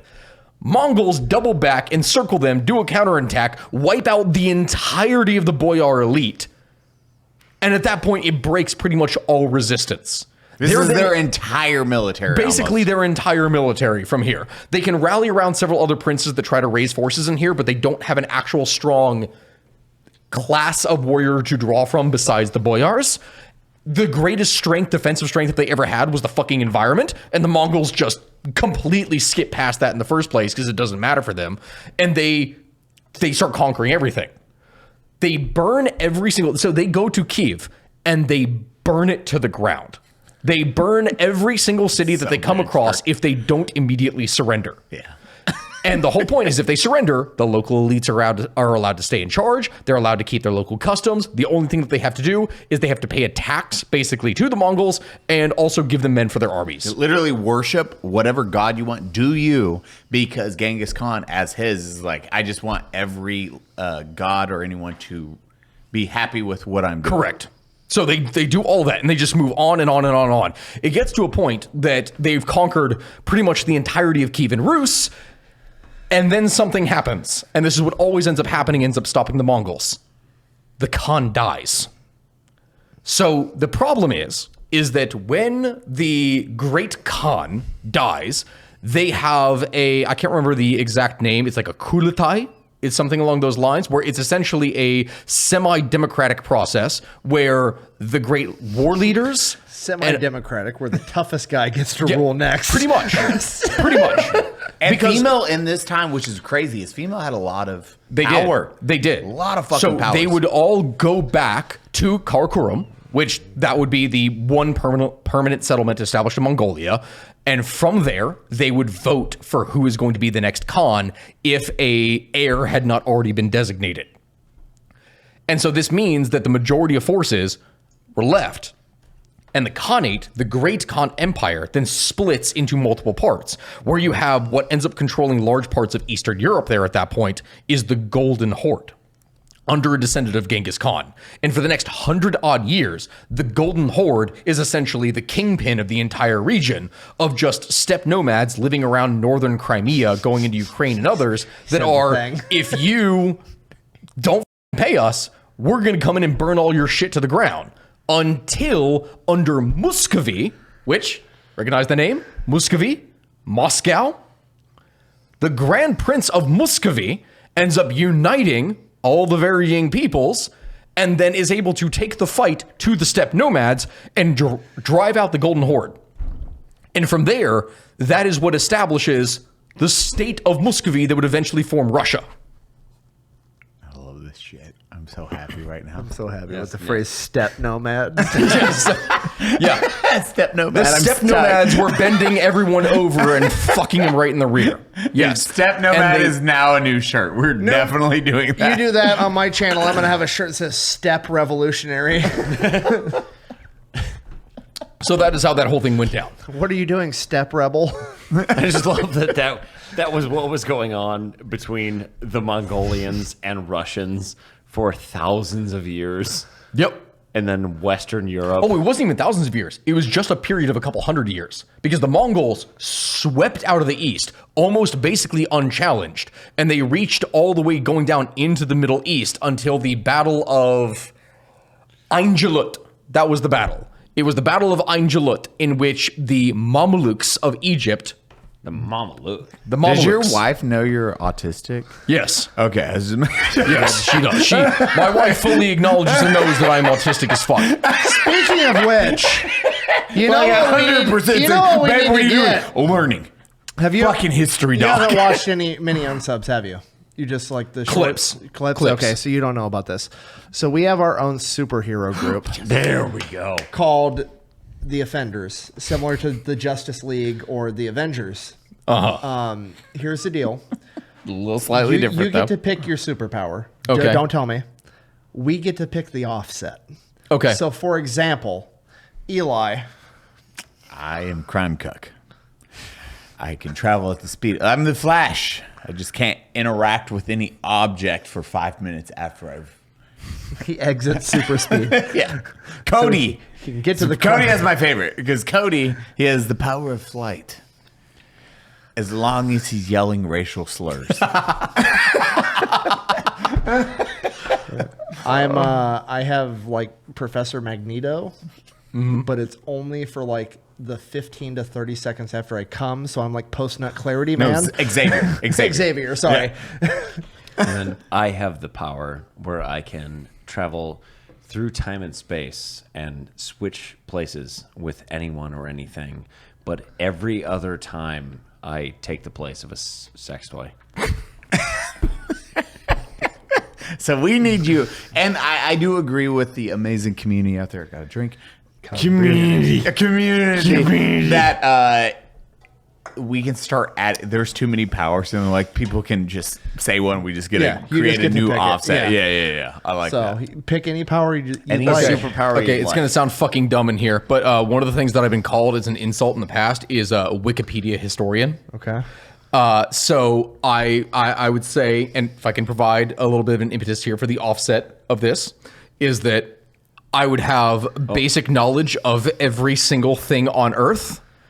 But even in regards to modern events or anything when it happens, it's almost like 2020 sight. It is... it has to be with it. I don't get that knowledge until 24 hours after it actually happens. So I wouldn't be able to help if something has happened instantaneously. Hold on. So what's the superpower? All the knowledge. No, he misunderstood. So you pick a power. A power. Just And a then random thing for it you actually to be pick a a superpower. We Superpower. pick the off. Yeah. Okay. All right. Any superpower you would like.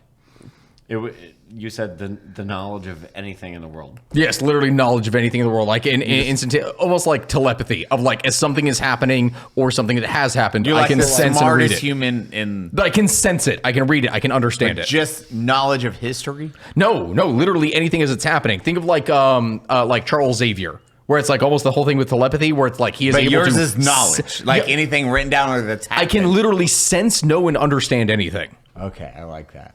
Okay. At all times? At all times. Like, as it is happening, like, I could sense that something is happening and be able to read it. It's almost like a thing with telepathy. It's in Braille. No, It starts popping up as a rash on my body, and I just have to touch myself. I have to just be touching myself until I read it. I was going to go way more aggressive. Let me hear yours. I was going to say that you're incorrect exactly 50% of the time, and you blame the wrong... Wait, turn your mic. There you go.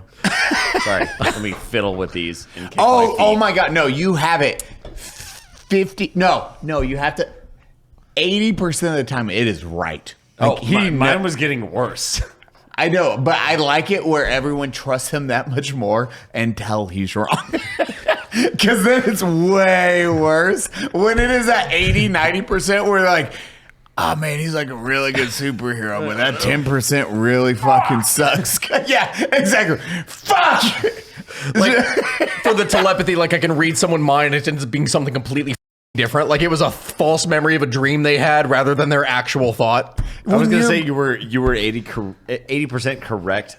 Like you were 80% correct, but never mind. I'm not gonna say. No, here you go. Chase, cut it. No, I'm not gonna finish. Do it. We'll finish that. Sentence. No, I'm not gonna. No, if he's helping us, he's like, well, this guy's this, No. and then there's that one piece of information that is very wrong. You don't understand because you don't know where to trust him. You're like, you just want like us as a group. Where do we trust him? From videos between my wife and I here, right? One of the big things that got us big in the first place was her asking me questions. The amount of times that we were accused of like setting up something, of her just asking something, and it's like, oh, I already had a pre-rehearsed answer. They have no idea how many videos she would ask something, and I would just go, I don't know what the fuck you just said. I don't know what that specific thing is. So we'd only post specifically what that is. But there is no guarantee, since all that is off the cuff, that what I have said is technically speaking correct. It's only the immediate knowledge that I have at that exact moment, pulling out of my ass to answer the thing from the camera that has just been shoved in my face. You never know. I feel like I like 90% of the time he's right because he's going to kill us that 10% of the time. And it is detrimental when we trust him and then we stop trusting him. No, I know the offset. Hold on, I know the offset. You know everything. Okay. But it's only after Gabby asks you. Fuck. And she's mute. So you're playing fucking the board game where she has to act out the question for you to be able to get the information. No, it's charades. She has to do it in charades. She's doing charades where you're trying to get the question. He always lands with Gabby. Wouldn't be the counter being that I'm mute? Wouldn't be the counter be that I'm mute, so I have to like act out whatever is fucking going to happen of what I've seen happening. You're both mute. You have to understand what she means, and then we have to reinterpret it. She's mute. It's like he's playing blind. telephone. She's mute. He's blind. Then we can't see like sign language or anything. She's signing to him, and he's like, do it again. I can't see. And she can't communicate with anyone else, so she has to learn movie? Braille. I can't see. What is the movie? I think it's Eddie Murphy and the guy that plays Willy Wonka.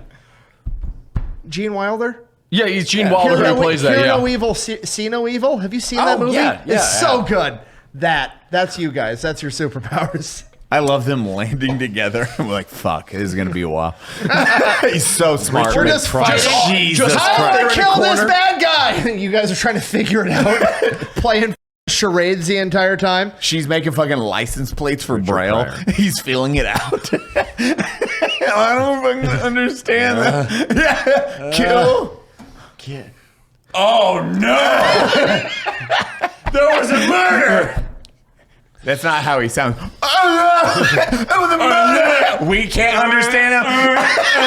So it's a third layer of we're like, what the fuck did he just say? Like, I'm Anne Frank, but with telepathy. I'm glad we've doubled back to me saying something much worse than He knows the original everything, joke but he I can was only gonna write make. it in a diary that nobody finds for 40 years. What the fuck? Did the attic exist? Was it real? I'm Anne Frank, but with telepathy. Awesome.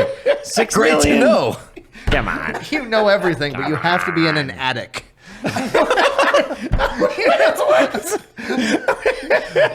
Not even yet. Better yet, I'm in a fucking insane asylum, strapped up inside this here. I can sense anything and everything that's going on around me. Can't interact with the world. Just like a little attic he's stuck in. Shit.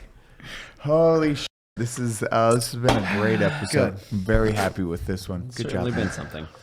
It is. This is peak. This is peak. Do we close out and go to the after show? Yes. All right. Close us out, Mr. Trout.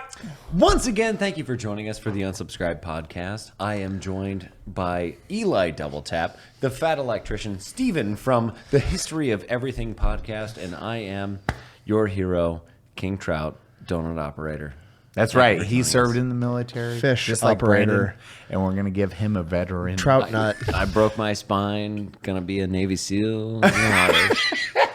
Just adding more into it. Make sure you check us out on the after show. We're going to talk about, I have no fucking clue, but it's uncensored, way more fun. We're gonna fight about Hirohito more. Wait, hold the fuck on. It's I like fucked Salt up. Box, Where do we but find better. you at? In your own voice. Yes. Oh, literally anything from in here. So I have 2 channels as it is. Stakuyi when it comes to TikTok or Spell it out. Spell it. Stakuyi.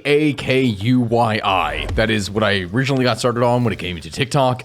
And then also I do a gaming history channel when it comes to that here. That's on YouTube. So it's a lot of Paradox titles. Wait, what the fuck's that about real quick? I do a lot of alternate history and I utilize What gaming. ifs? Yeah, gaming is a medium to answer what if. So like what would have happened if X happened? And I use gaming as a medium to explain that for alternate history. And then simultaneously the History of Everything podcast, which on YouTube is now stemmed into a lot of modern like geopolitics and explaining, okay, how the fuck did we get here? Like the whole thing with Japanese remilitarization, which is one of the most recent things, or the latest episode that I posted, which is why the fuck the Taliban is probably going to cause the first ever water war in modern history. We're going to talk about that because what? Yeah. Join us on the after show. Mwah, kisses.